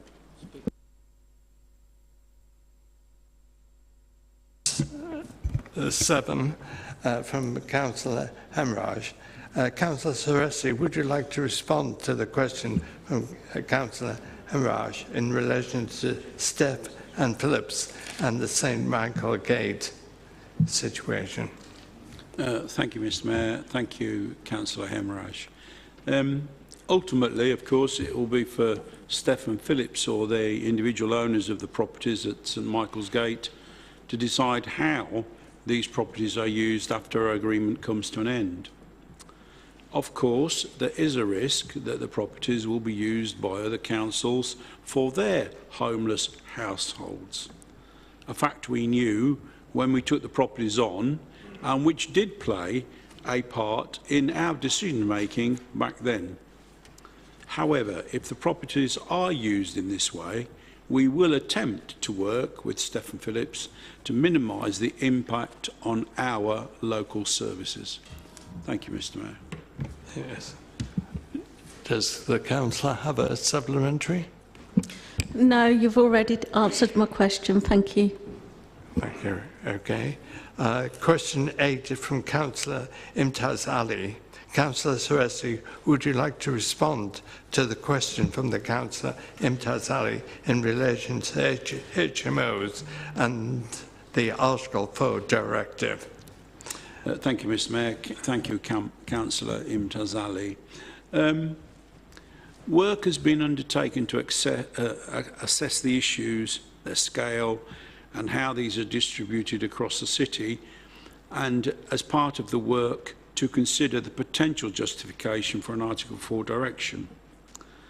However, that work now needs to be broadened in scope to include further discussion with and the data analysis from representatives of all relevant departments and relevant interest groups, including landlords, as well as tenants, residents and others. However, in broader terms, I am supporting officers to develop a more diverse range of tools alongside the work on the Article 4 direction. This will ensure that HMO and poor quality private rented housing is being regulated and controlled in our city.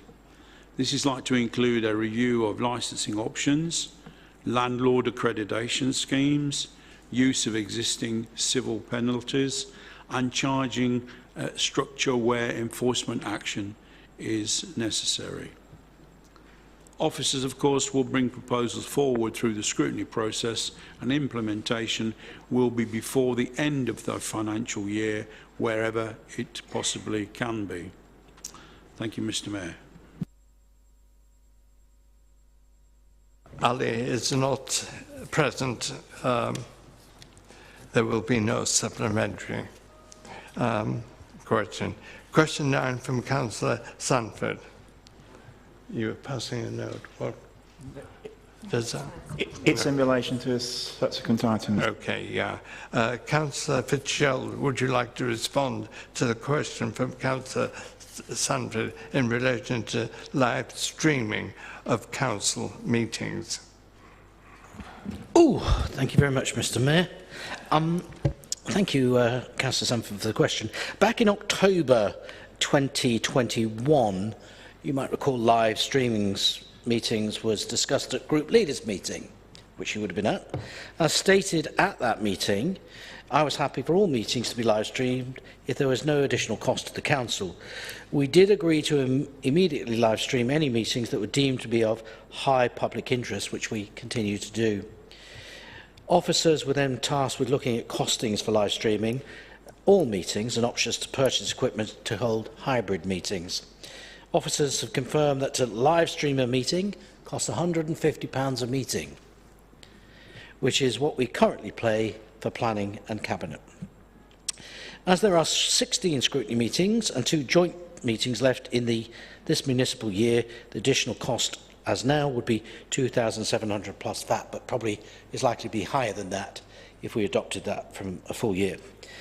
I'm also aware that the Independent Chair of Audit has asked that the Audit Committee meetings to be live streamed due to the high profile nature, which has an additional cost of £750 plus VAT for those meetings, which has been agreed.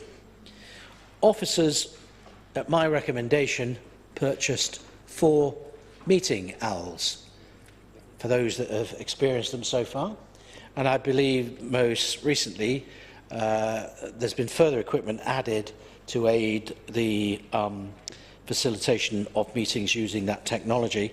They are in the Town Hall, 2 are in the Conservative Group Room, and 2 are available, well, they're all available for anywhere, perfectly honest, whoever wants to request them. The Beadles have been fully trained on how to set up and use this equipment. Therefore, I had liaised with Rachel in Democratic Services about what we can do to enhance that. So we have been investigating if we can use the owls to live stream on YouTube or Facebook or any other format, which of course would incur no additional costs to the council. I think we're more or less there with that. So just like any other meeting, the Beadle or the legal officer or the Democratic Service officer can just press live stream. And I know your fan club will grow enormously, because I know your appeal as chair has widened since you've been back in the seat. So people are now waiting in anticipation for you to come on screen. But in the meantime, we will continue to stream any meetings that officers or members feel are of a high public interest. But as I say, we'll come back and confirm, but I think it's almost certain. So not wishing to put my head on the block, but I'll say 99.9, which gives me 1% wiggle room if it doesn't happen. But I think actually, since our discussion in 2021, obviously the world has changed and the use of technology has now become more important in terms of accessibility for people not necessarily in the room. So I don't think it's a great stretch to be able to send that signal to one of our, whether it's YouTube or one of the other platforms. Hope that helps. But I'm fully behind you. I support the notion of more Nick Sanford. Supplementary? Thank you, Mr. Mayor. It's not about me, it's about openness and transparency. I do welcome the reassurance that the leaders actually offer, because I do think that this is an important aspect of openness and transparency. Would you accept also that it's not really fair to put on officers the responsibility of having to make a judgment of whether a meeting is important or unimportant, because that's a subjective view. So would he undertake to try to resolve this as quickly as he can and to report back to councillors on his findings? I do agree with you. I wouldn't necessarily say there is a burden on officers. I think, you know, the level of interest from whether it's yourself or other leaders or general consensus amongst councillors would determine the level of interest or whether something was important. I just think that's down to members to express to officers whether they feel something should be streamed. But as I've said, I don't think we're there in terms of any more. I think we've moved on, and I think we will have the system available, because at the moment I believe, for example, Pippa presses the button to stream cabinet meetings, or she did do, but now we seem to have additional people, but the officers are well versed in doing that, or indeed recording meetings such as planning or anything else that is regulatory. So yes, Councillor Sanford, I will share the limelight with Shaz as well, Councillor Nawaz, because of course he likes to show off his great dress sense as ever in public. So rest assured, and in private, rest assured we're all on the same page. I'd like Councillor Hock to have his share as well. Well, he's got a long way to go with his dress sense.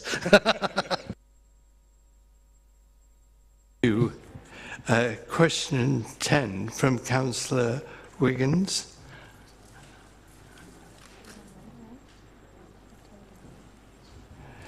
Councillor Zaresti, would you like to respond to the question from Councillor Wiggins in relation to HMOs and the Article 4 directive? Thank you, Mr. Mayor. Thank you, Councillor Wiggins. I think I've already answered this. Thank you, Mr. Mayor. Councillor Wiggins. Thank you, Mr. Mayor, and I thank Councillor Zaresti for his previous answer to a very similar question. I just wanted to ask how confident Councillor Zaresti is of delivering his election promise to the residents of Hampton Vale that there will be an Article 4 direction within that council ward. Thank you. Okay. Thank you, Mr. Mayor. Thank you, Councillor Wiggins. I don't normally say things I don't think I can do. Okay. The last... Yeah. Yeah, fortunately, the time is up for the questions. Yeah, all remaining questions will be responded to in writing. Yeah. So we'll move off. Unfortunately, question 11 we're not dealing with. Yeah. 9D. Done that. Yeah. Where are we? Where are we up to? Going to the next one. Yeah. Agenda item 9D, questions on notice. There's been one question submitted by members this evening to the Combined Authority representative this evening. Question 1 from Councillor Wiggins. Councillor Zaresti, would you like to respond to the question from Councillor Wiggins in relation to number 29, bus service? Thank you, Mr. Mayor. Thank you, Councillor Wiggins. The Combined Authority established the number 29 bus service to connect to the Hamptons and Altons to the hospital, as you know. This route is subsidised by the Combined Authority and was established on a trial basis. No decisions have been made about what will happen to the service, but I would expect that this will be reviewed at a future meeting of the Combined Authorities Transport and Infrastructure Committee, of which, as you know, I am a member of that committee, and so I will be inputting into that process from the Peterborough perspective. I also want to discuss what their plans are for bus services in Peterborough and what opportunities there are for additional services in our area to support further uptake in bus travel, to support our economy, our climate change objectives and our expanding population. Thank you, Mr Mayor. Thank you, Councillor Wiggin. Thank you. Councillor Wiggins, supplementary. Thank you, Mr Mayor. Thank Councillor Seresti for his answer again. The 29 bus service has great potential, but at the moment it runs at rather limited times and prevents people that might possibly want to use the bus service from being able to do so. For example, employees of the hospital being able to get to the start of their shift because the first bus doesn't run till 9 o'clock, and if they're there earlier than that, they just can't get there on the bus.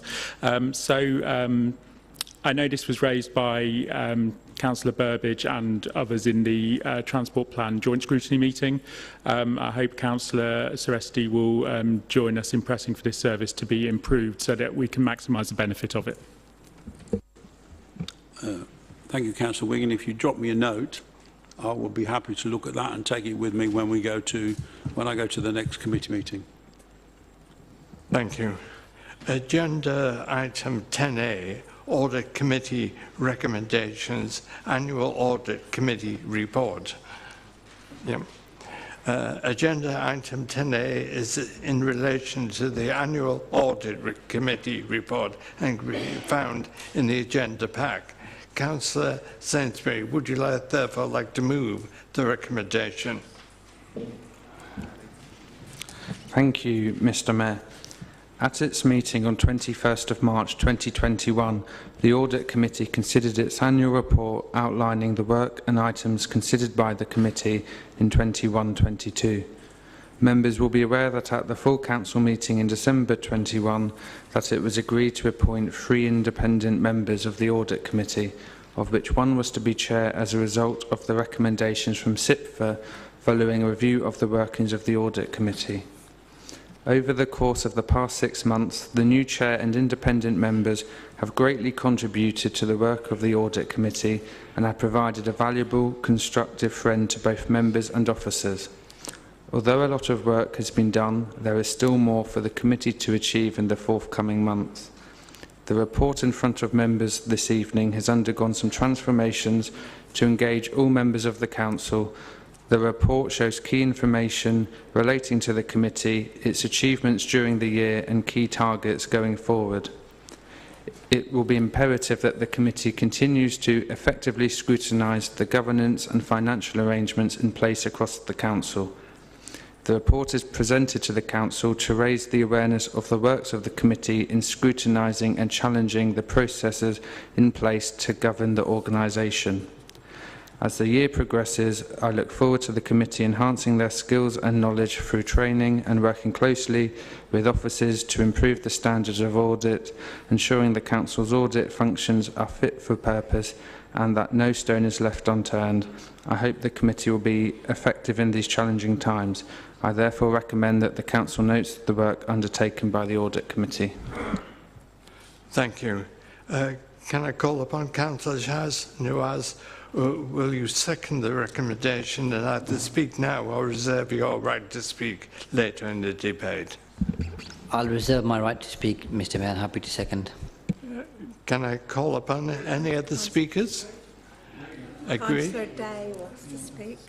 Chair. Yes, we have 3 councillors who wish to participate. Councillor Day first. Thank you, Mr Mayor, and thank you, Councillor Sainsbury, for this report. We welcome the strengthening of the membership and leadership of the Audit Committee. We hope that it continues to meet the challenges we face in a robust and diligent nature, and that this will lead to huge improvements to the processes of scrutiny on this committee. Thank you very much. That's all. And Councillor, yeah. Thank you. Councillor Hogg. Thank you, Mr Mayor, through you. I'll try and be brief. This is getting like a sad joke, isn't it? I'm sorry.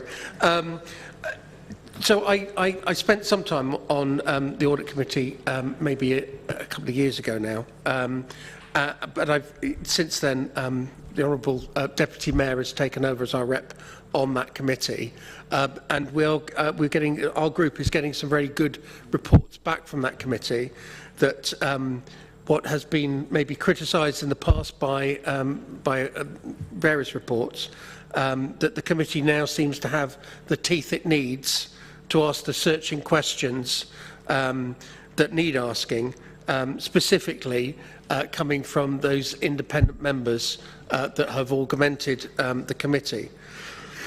And I think what this belies is the fact that, you know, this is a highly technical committee. It needs that specialist knowledge so that they know where to shine the light, to where to ask maybe some difficult questions, but hopefully getting the correct answers back.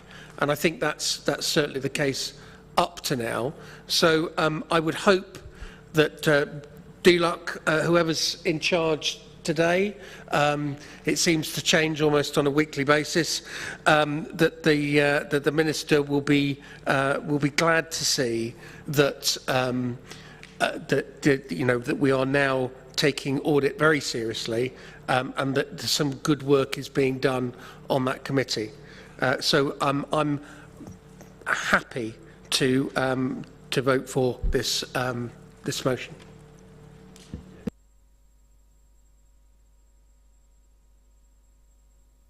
Yeah, Councillor Hogg has just made precisely the point I was going to make, so I don't need to speak. Yeah, Councillor Harper. Thank you, Mr. Mayor. I'll be brief.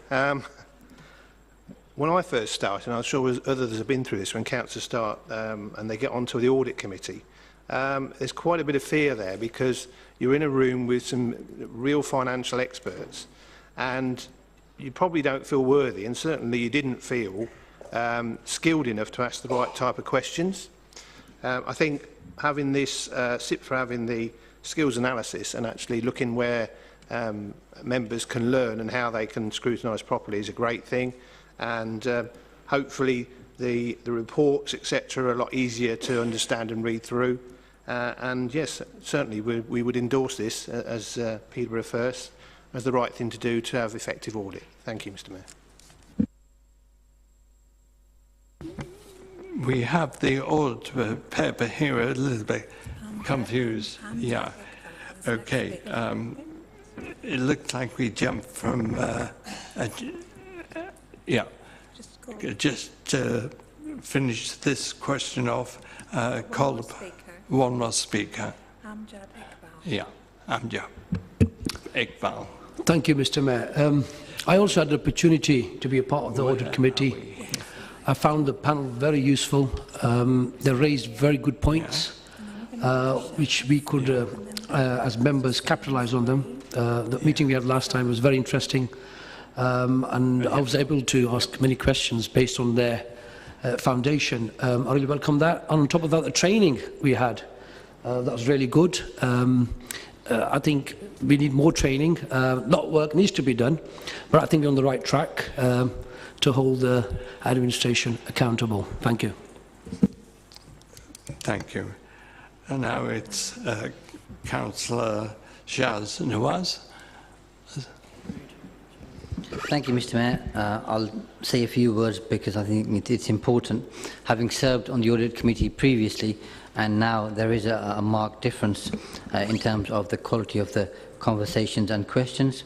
So it's great to have independent members, but it's also great to have members as councillors who have good financial expertise. And I think it's important we recognise that in terms of Councillor Perkins, Councillor Rangzib, Councillor Ali, Councillor Hasib, who all have a background in finance, and Councillor Allen and Councillor Sanford do a great job in terms of being non-finance related people, because they ask questions that most of us wouldn't think about.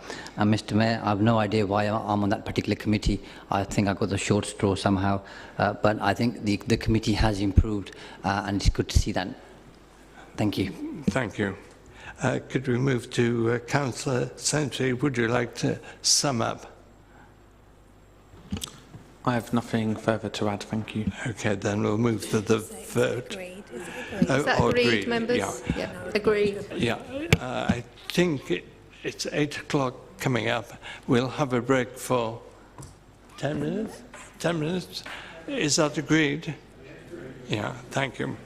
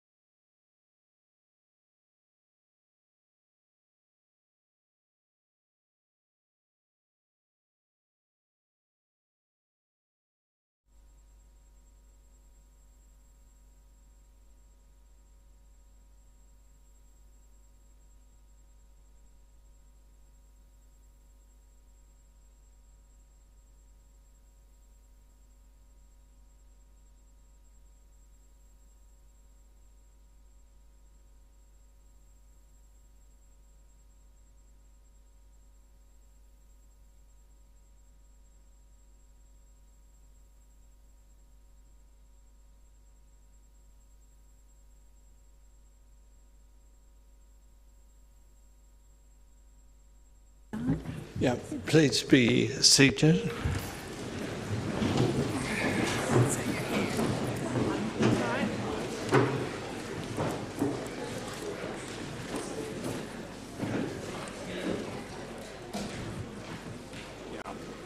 Okay, we have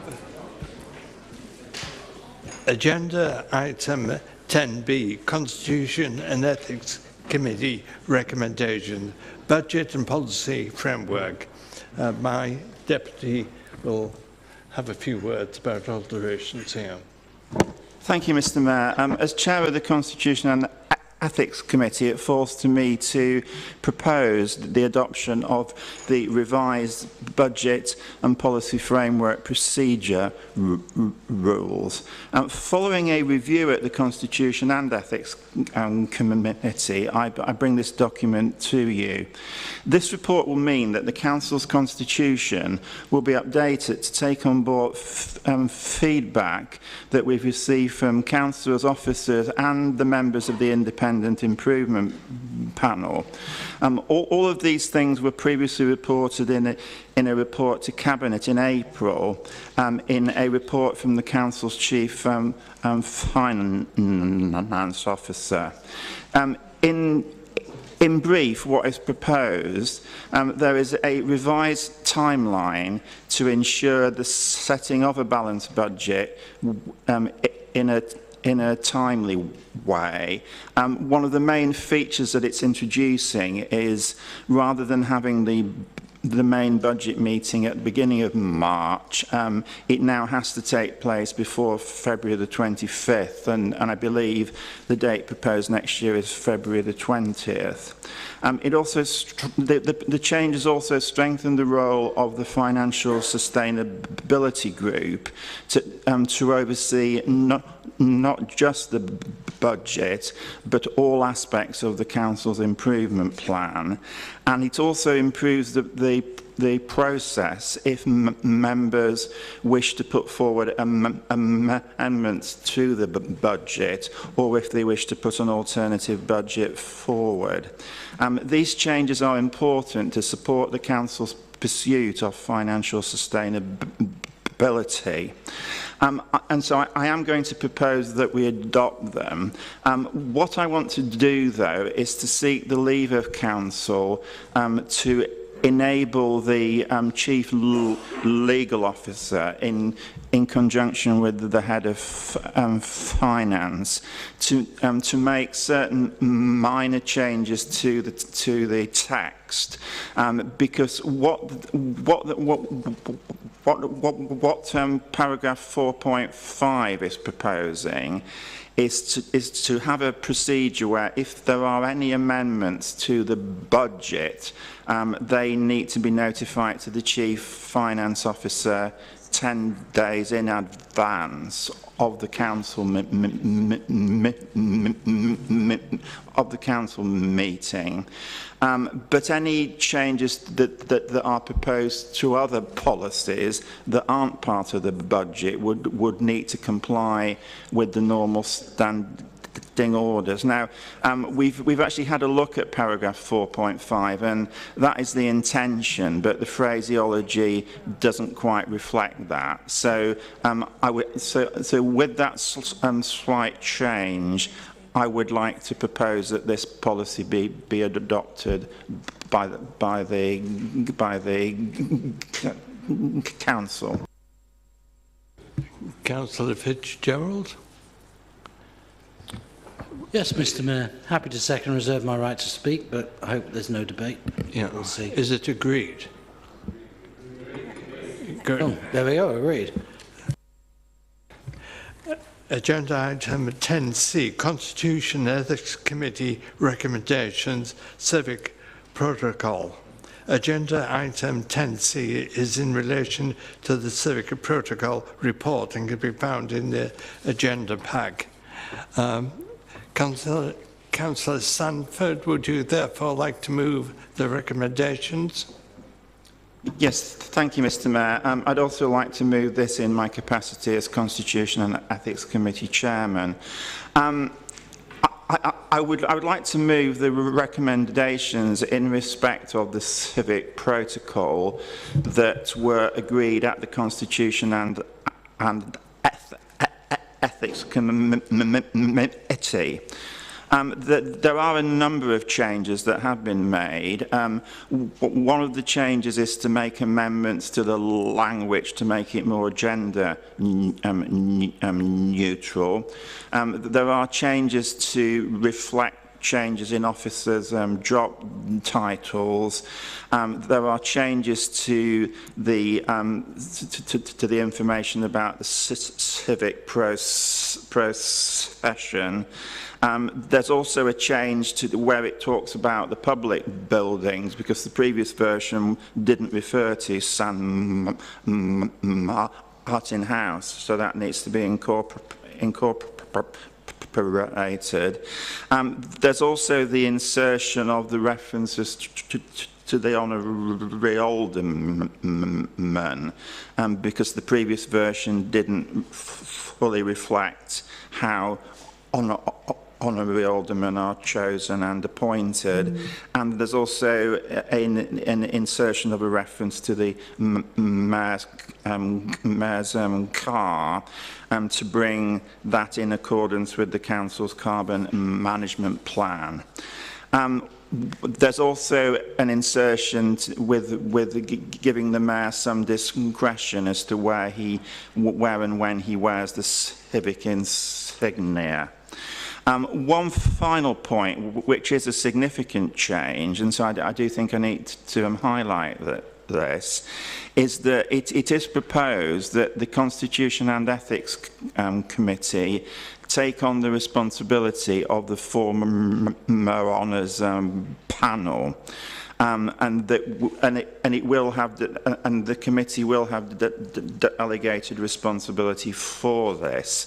One of the reasons the committee felt this was important is that there are some really important functions that the honours panel actually carries out. They were recommending people for external honours, but also things like freedom of the city. And yet the Honours Panel didn't have any formal status within the council constitution.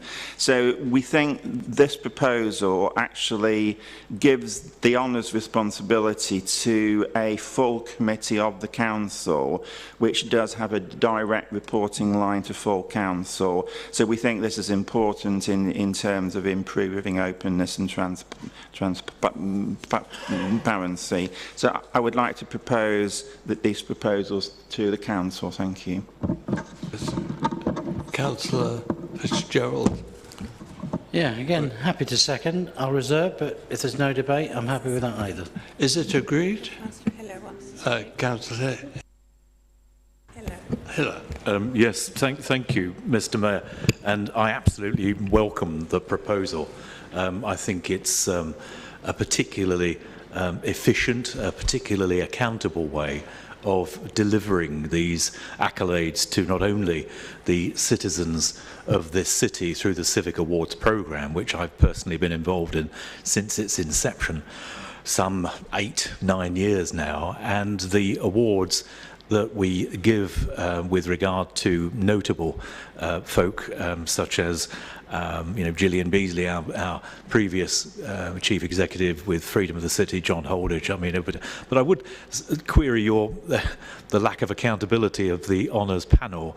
Liberal Democrats were invited to be members of that. Well, you shake your head, but it's true, and you've declined to be involved. Not you personally. Well, yes, you personally, and members of your group have declined to be involved over the years to the degree that we just didn't bother asking anymore. It is a cross-party panel, the honours panel.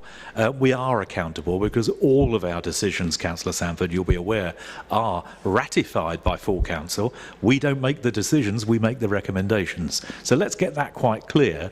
I'm a little bit disappointed that nobody has talked, as far as I'm aware, to any members of the current honours panel with regard to our sacking as a body.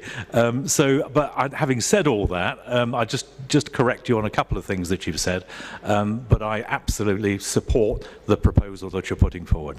Thank you, Mr. Mayor. Yeah, agreed? Yeah. No mention of the tricorn hat? No? Thank you. Agenda item 10D, Licensing Committee recommendations, taxi licensing policy. Agenda item 10D is in relation to the taxi licensing policy report and can be found in the agenda pack. Councillor Williams, would you therefore like to move the recommendations? Thank you, Mr. Mayor. I'd like to move the proposed Hackney carriage and private hire policy in my position as chair of the licensing committee. Full council agreed to adopt the current Peterborough taxi and private hire policy on the 26th of July 2017, with the policy becoming effective from this date. Since 2017, there have been a number of changes to primary legislation, statutory standards and industry best practice relevant to taxi regulation. As such, it is imperative that the current taxi and private hire licensing policy is reviewed to ensure it remains fit for purpose in light of these changes. In addition, on 24th of July 2019, at a meeting of Peterborough City Council's full council, members unanimously declared a climate emergency and agreed to make the council's activities net zero carbon by 2030.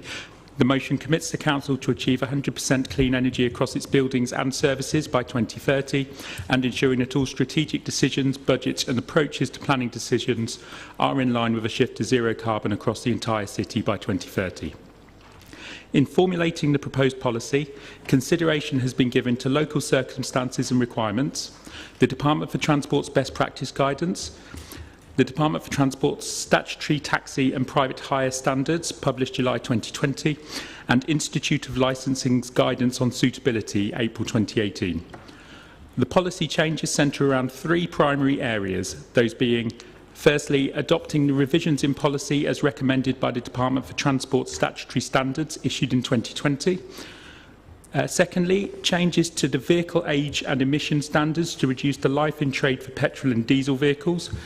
Policy measures to support the move towards ultra-low emission vehicles and zero-emission vehicles are incremental to allow the trade to sustainably transition to low-emission vehicles as we move towards 2030. And thirdly, to consider mandating the installation of CCTV in licensed vehicles.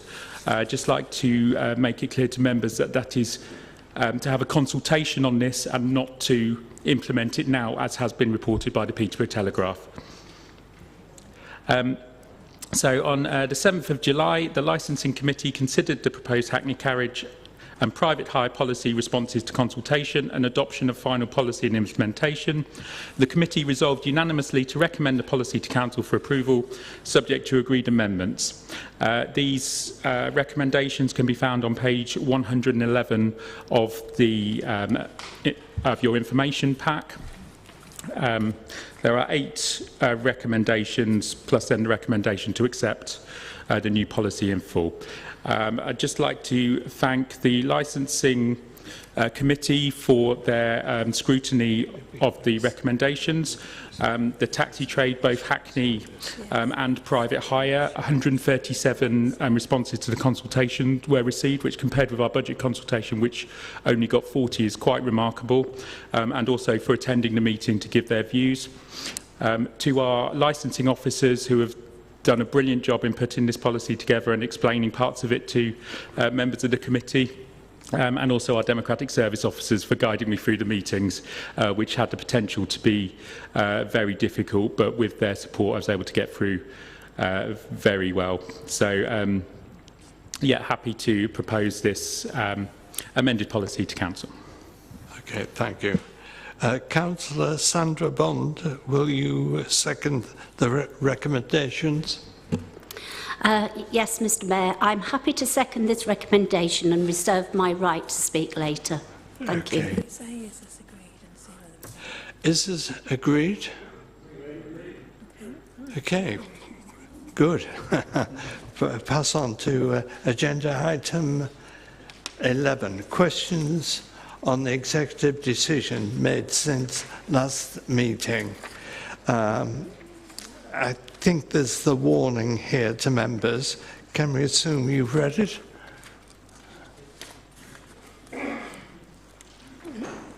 Yeah. Should I feel that any preamble is unreasonable long, I will instruct councillors to ask their question immediately. Can members please note that once I have moved on, the questions will not be accepted from the previous page. Councillor Fitzgerald, would you please introduce the item? Thank you, Mr. Mayor. I'll take the item as laid down in the order papers tonight, 221 to 228, and trust you to go through page by page as normal, and we'll delegate a response to the appropriate member on this side, or indeed the other side. So I'll assume page 221, Councillor Hogg, you will be brief, will you? I can't promise. No, this time maybe. I don't know. Who knows? So the question is regarding the Task and Finish Group report that went to Cabinet just over a month ago. I was just wondering, have we managed to engage with the Police and Crime Commissioner? Has the letter been sent? I asking him to get behind this report, but also to produce a report in conjunction with the Chief Constable. I was just wondering if that had been done yet. Yeah, that's a question to Councillor Fitzgerald, is it? Well, Councillor Fitzgerald wasn't there at the time. Well, I'm bemused as to who chairs the Task and Finish Group. It went to Cabinet, and Cabinet approved the actions, and the actions state that the Police and Crime Commissioner will be asked to work with the Chief Constable to compile a report on how the police should tackle the issue. Well, I'm going to pass it to Councillor Allen, because he chaired that Cabinet meeting, because I was sunning myself on a beach.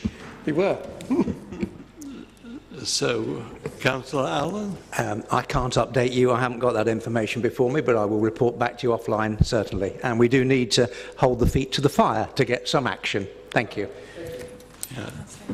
Okay, may I invite Councillor Knight to speak? Thank you, Mr. Mayor. It mentions in the report on car cruising on page 221 that the Council fully cost the financial implications of developing an injunction for car meets, introducing community protection orders, and the financial implications of developing measures to prevent car meets from taking place at Pleasure Fair Meadow car park. I would like to know which of these measures have been costed and are likely to be implemented. And also, there have been traffic calming measures in Stapleton Road, but I'm concerned that these measures and those at Pleasure Fair Meadows will be just move the issue elsewhere in the city. Thank you. Mr. Mayor, in order to circumvent this, I think, as the Chief Executive has made mention of in this report, that perhaps the Chief Executive could circulate an update both to Councillor Hogg and Councillor Knight as to the outcome of what happened at that Cabinet meeting, because I note it refers to a champion, etc. So I think we just need to get that information on a piece of paper and brief all members as to what the outcome of that meeting was. So I'm sure the Chief Executive is listening, and he, with other officers, will report back to members accordingly. I hope that satisfies everybody. Okay, would that be acceptable? Yes. The 222 page. Councillor Hogg. Thank you, Mr. Mayor. So this relates to the decision to terminate the council agreement with MPS Peterborough Limited. We've already heard tonight a couple of occasions where MPS have probably let the council down vis-à-vis a couple of property deals, the Hope for Action deal, the hydrotherapy pool. I could go on to list another, the undervaluation of Northminster, and that was subsequently brought back, and you know, the correct figure was but at the time the NPS undervalued it. So the question I have to ask is, have we looked back at the deals that NPS have put through for us on our behalf before our wonderful new 151 section officer that came along and said, actually, this doesn't look right. So the deals that went through, had gone through over the last, you know, the short term before that period, have we looked to see how much money has been lost, potentially lost, to the council through deals that were not correctly passed through? And are we looking for recompense from our partners in NPS? Councillor Fitzgerald. He's wrong. But not unusually, NPS didn't value Northminster. So that wasn't undertaken by them. And the Northminster valuation was based on a set of criteria. It's the criteria that changed the value, not the initial valuation. So I'm not going to go down that rabbit hole here, because we'll get into a whole different debate, but that's not about the decision. Also, the decision on the hydrotherapy pool, again, was not an NPS decision. It was our in-house property specialist, which actually comes from SIPFA. So we mustn't tar people with the wrong brush. So that was to stop the deal, but the initial deal was handled by NPS. The valuation or the change of heart was a SIPFA decision, not a not an NPS decision. Anyway, the answer to your question is probably best placed to Cecilia Booth in an offline conversation, Councillor Hogg, either in FSWG if you want to go over old ground. The decision on the NPS is not a singular issue. It's about overall performance that we wish to improve, and also whether or not that what we're doing today is the right thing, whereas it maybe was 10 years ago. But we're taking a look at all those operations, as you know. Could we move to the next page? Yes. 223. Councillor Hogg, yes. Microphone's still on. So this is to do with Opportunity Peterborough. I understand that this is a decision to bring it in-house. So previously, from budget reductions, we were looking to reduce the amount of money that we were giving to Opportunity Peterborough, with a view to reducing that down to zero in the medium term. Obviously, now bringing that in-house, is that going to increase the costs to council to do the work that we were hoping were going to be done by the organisation on its own? Councillor Fitzgerald. The question is in two parts, really. There is a finance question. So we already have budgeted in terms of our inward investment and growth within the council. We already have funds for that. All we're doing is amalgamating the work streams, if you want to call them that, because again, what we did with OP many years ago may not be the best way that we should do it. And the Chief Executive and I have had discussions about how we go about our inward investment function, and it's been decided that this is perhaps the best way to travel. In terms of the funding and budget, that will be identified going forward in our new budget planning, but we will be using existing budgets at the moment to incorporate or TUPE across any staff that would be affected by this. May I ask for the next person is Councillor Shaz Nuar. Thank you, Mr. Mayor. My question is in relation to Opportunity Peterborough 2, and I'm pleased we've brought that service in-house because I think that's where it belongs. What I'm interested to find out is how much additional growth and inward investment do we expect by bringing this service in-house? I'm not sure that thing is actually related to the decision. I think that's a wider question, which again I will ask Adrian to note, because it falls under his remit. And I would suggest that perhaps as leaders or a wider collective for those that are interested, we have another discussion or longer discussion. It's only in its infancy, Councillor Nawaz, at the moment. I think from a policy direction, it's been agreed that actually we need to put more energy and effort into inward investment, and that the vehicle that we were using, which at the time was the reason for doing OP, is because as an arm's length company it would attract funding that the council itself could not bid for, and that was particularly European funding, but obviously the world has moved on, so therefore a new look at that, because those avenues are no longer open, is the rationale for doing it. I think it's sensible, but as to targets, operating models and the way we operate going forwards, it's in its infancy, and I'm sure Adrian will keep, as leaders, which you can then share with groups, he'll keep us up to date with that.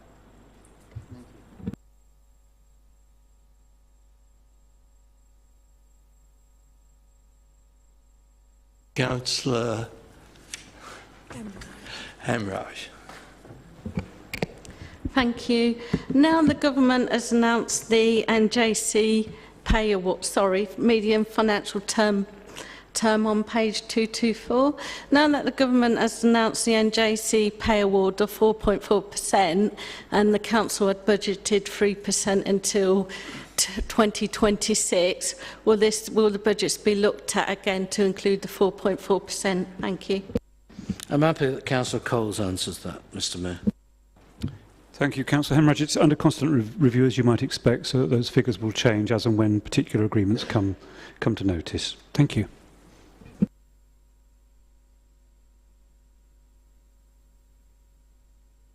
Hogg. Thank you, Mr. Mayor. So this question relates to the implementation recommendations for the parking strategy. It says that there's going to be a working group, officer-led working group, to review and recommend to Cabinet later this year. And I was just wondering why there are no members on that panel or working group. Harold or Councillor Cole? Well, we're just trying to work out between us. We think it's. I was just going to say I think it's Marco, but in terms of any finance aspects, Andy might know. But Marco, do you want to take this? Thank you, Mr. Mayor. Thank you for the question. It's only the office group, task and finish group, will be preparing the documentation and some of the issues, and then it'll be joined by members to have a look at it properly. I can assure you that both Jackie and I are fully involved in what's going on. We've already fed back our view to what's been done already, and in fact, we will be going out to view every single reasonably sized parking space in this city over the next 5 weeks. Okay. If I may just add, Mr. Mayor, in terms of the financial questions, you'll remember it was an FSWG question from Councillor Sanford who talked about fees and charges and charging for electrical additions. But it was you. I do beg your pardon. You're so quiet in this meeting, sometimes I forget, but thank you. Okay, may I call upon Councillor Iqbal to... Thank you, Mr. Mayor. My question is regarding St George's Hydrotherapy Pool. Yes, we've noted that children, disabled children and with learning disabilities use the pool. Now, what I understand is that all the local authorities have a statutory duty to look at the best interests of the children under Section 55 of the UK Border Act 2009. I just wanted to know whether that section was considered. Thank you. Okay, Mr. Mayor. Councillor Ayres may want to come in, but all I would say to you, I'd remind you, is the pool has been closed for more than 2 years. It is not open, it is not functioning, and is not in a fit state to function at the moment. Thank you. We are looking at alternatives, as you know, has been outlined, and that, or any alternatives, whether it be in the short term or long term, I hope would benefit everybody. Councillor Hayes, do you have anything to add, because it's in children's, really? Yes, I can only add that I myself have been down to see the pool at Lyme Orton, and it's a really, really wonderful looking pool and needs to be used more. and is, of course, in a school where we do have many special needs children and those with disabilities as well. So all in all, I think the whole situation we've got for the future would work very well. Thank you. May I go on to page 225? Councillor Wiggins. Councillor Wiggins. Thank you, Mr. Mayor. Sorry, I got too excited and knocked the top off my microphone. It's about the contract for cloud-based services and the use of special urgency on that. I seem to remember at previous council meetings, on more than one occasion, I've asked questions about why special urgency has been used for IT contracts and been assured on multiple occasions this won't happen again. It has happened again. What's happened to those assurances that it wouldn't happen again? And why has it happened again?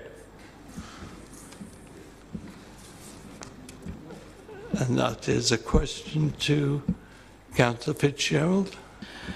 It is an extension to the existing contract that happened quickly because I think it was overlooked, if I'm being perfectly honest, by the IT team.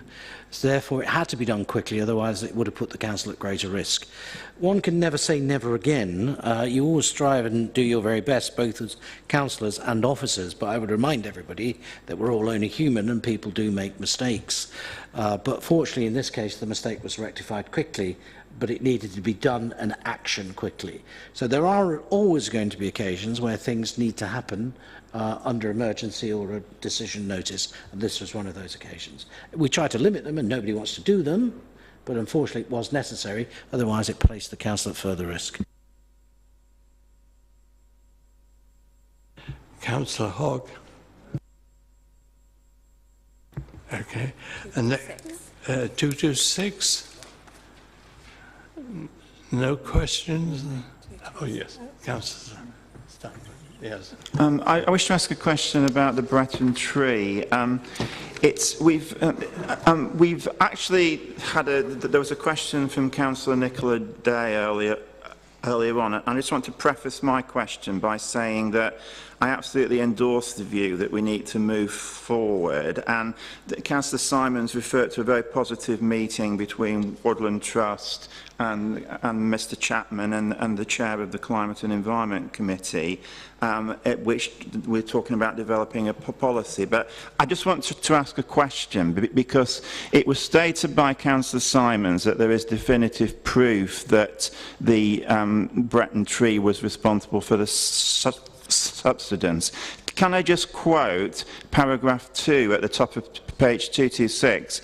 It is noted that Mr Brett Pitt states of view it is not possible to conclude that the roots of T2 have caused the subsidence to the nearby property. In essence, his view, the view of the expert, is that categorical proof that T2 was responsible is not yet possible. So can I just ask the question, is it not the case that there actually was no definitive proof? It was a matter of opinion on which was the basis of this important tree being taken out. Yeah, thanks, Councillor Sanford. Got the chief. Got the Chief Executive, Adrian Chapman, sitting here. Was it the right decision? You only need to nod your heads if you think it was the right decision. Thank you. He's not here to answer the questions. You're here to answer the questions. Unfortunately, Councillor Sanford, you're cherry picking. Look at all the evidence. Last question. Yes. Supplementary question then. Mr. whatever his name is, Mr. Brett Pitt definitively did not recommend removal of the tree. Is it not the case that he said that removal of the tree was one of a series of 5 options that the council could possibly consider? So it was the council that decided to remove the tree. It was not the recommendation of the expert.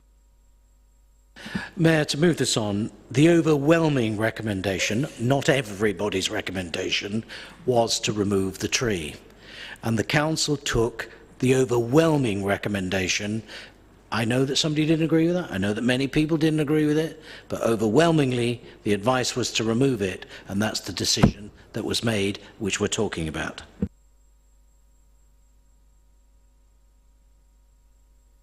Page 227. Councillor Williams. Thank you, Mr. Mayor. My question is also about the Breton tree, but it's not about the decision. It's about the point 10, the replacement with 100 oak trees as a contribution towards mitigating the loss of the tree. Can I ask how that decision to come to 100 was agreed to? I seem to remember at a previous meeting in the Growth Scrutiny Committee in its old form, we were working on some kind of formula for how trees should be replaced, and this doesn't seem to be anywhere near what we would need to replace that magnitude of tree. It's a point of detail in the decision. I'm sure, Nigel, do you know the answer? It does say contribution to mitigation, if you read the paperwork. Contribution. Thank you. Supplementary, yes? Yes, thank you, Mr. Mayor. Yeah, I made the point that we, at the Growth Scrutiny, we agreed, or we were working towards, that the council should provide a certain amount of tree coverage whenever we replace a tree, but that doesn't seem to have happened. So why have we not replaced the tree with an adequate amount of replacement trees, particularly when, as we mentioned earlier, we were in a climate emergency and we need more trees to help us with that? Yeah, don't you consider 100 semi-mature oaks a good contribution to mitigation to this situation? We're getting into opinion now rather than noting the decision. I feel we should be moving on to 288. 228. 228. Yeah. I've got down here 2 and 288. Oh, that's right. 228. Yeah. It says an extra 8. Another error then. Yeah, another one, yeah. Okay, that concludes, I think, that agenda item 11. We move to agenda item 12, questions on the combined authority decision made since the last meeting. This is in relation to the records of the combined authority decision detailed in additional information back. Again, there's another lengthy warning to councillors, which I assume you've read. I will take each appendix in turn, and the council members, please refer to the title of the decision when asking a question. Appendix 1, Audit and Governance. Councillor Iqbal is the lead person. Are there any questions? Mr. Mayor, I'm not on this committee. I'm on the Overview and Scrutiny Committee. Yeah, but no question. Substitutes. Yeah. Okay, no question. Appendix 2, Overview and Scrutiny, Councillor Coles and Councillor Iqbal. Are there any questions? Any questions? None? No. Yeah, Appendix 3, Combined Authority, Councillor Fitzgerald. Any questions? No. And Appendix 4, Combined Authority, Councillor Fitzgerald again. No questions? Yes. Yes. Councillor Day. Thank you, Mr. Mayor. I've just got a question on 248, 3.4 about active travel, Peterborough. It says in section A, it was resolved to approve the drawdown of £750,000 of active travel funding from the medium-term financial plan for a feasibility study and construction of improvements to the Peterborough Green Wheel.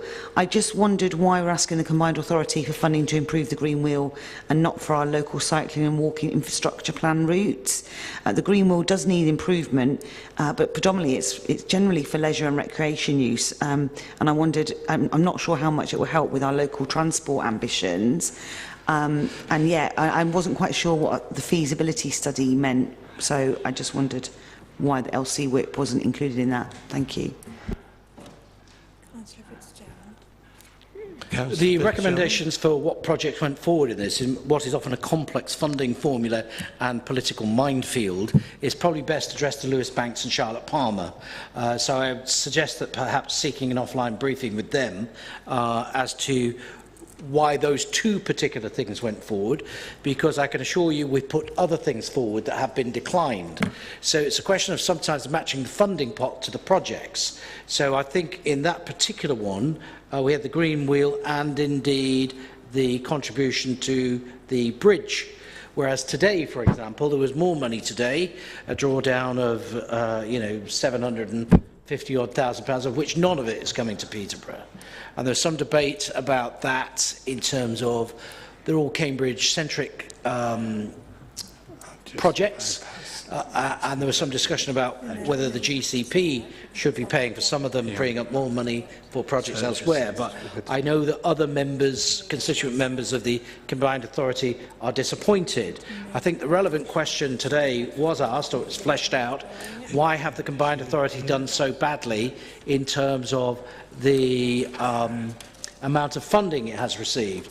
And I recall the officer saying that it's probably a disappointment on delivering any of it from government. And that needs to be addressed. So reputationally, and a failure to deliver may have affected the Combined Authority's, shall we say, overall funding pot, and that needs to be addressed and worked on, because what we need to see here in Peterborough is proper funding that is ambitious and bold, that can put in proper schemes and not back and fact back at once.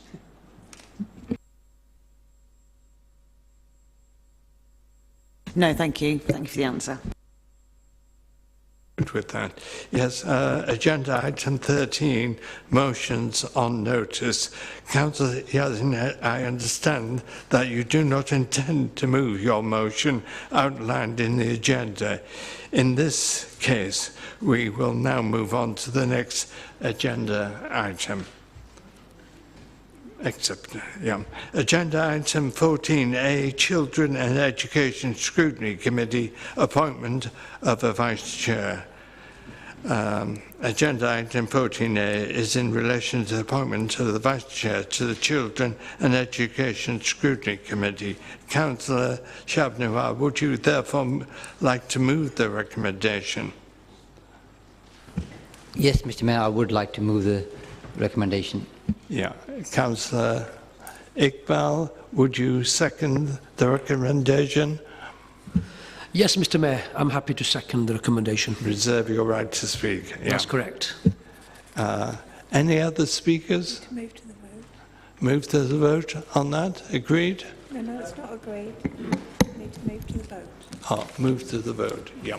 Okay, councillors, we're now voting on the recommendation to agree the appointment of the Vice Chair of Children and Education Scrutiny Committee as set out in the report. All those in favour, please raise your green cards.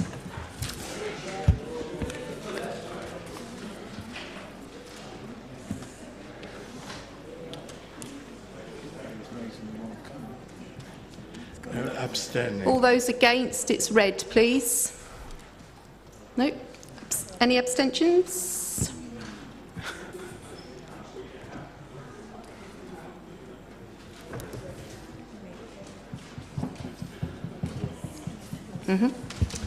Thank you. The result is 25 in favour. There was no one against. There were 27 abstentions. Therefore, this is agreed. Thank you.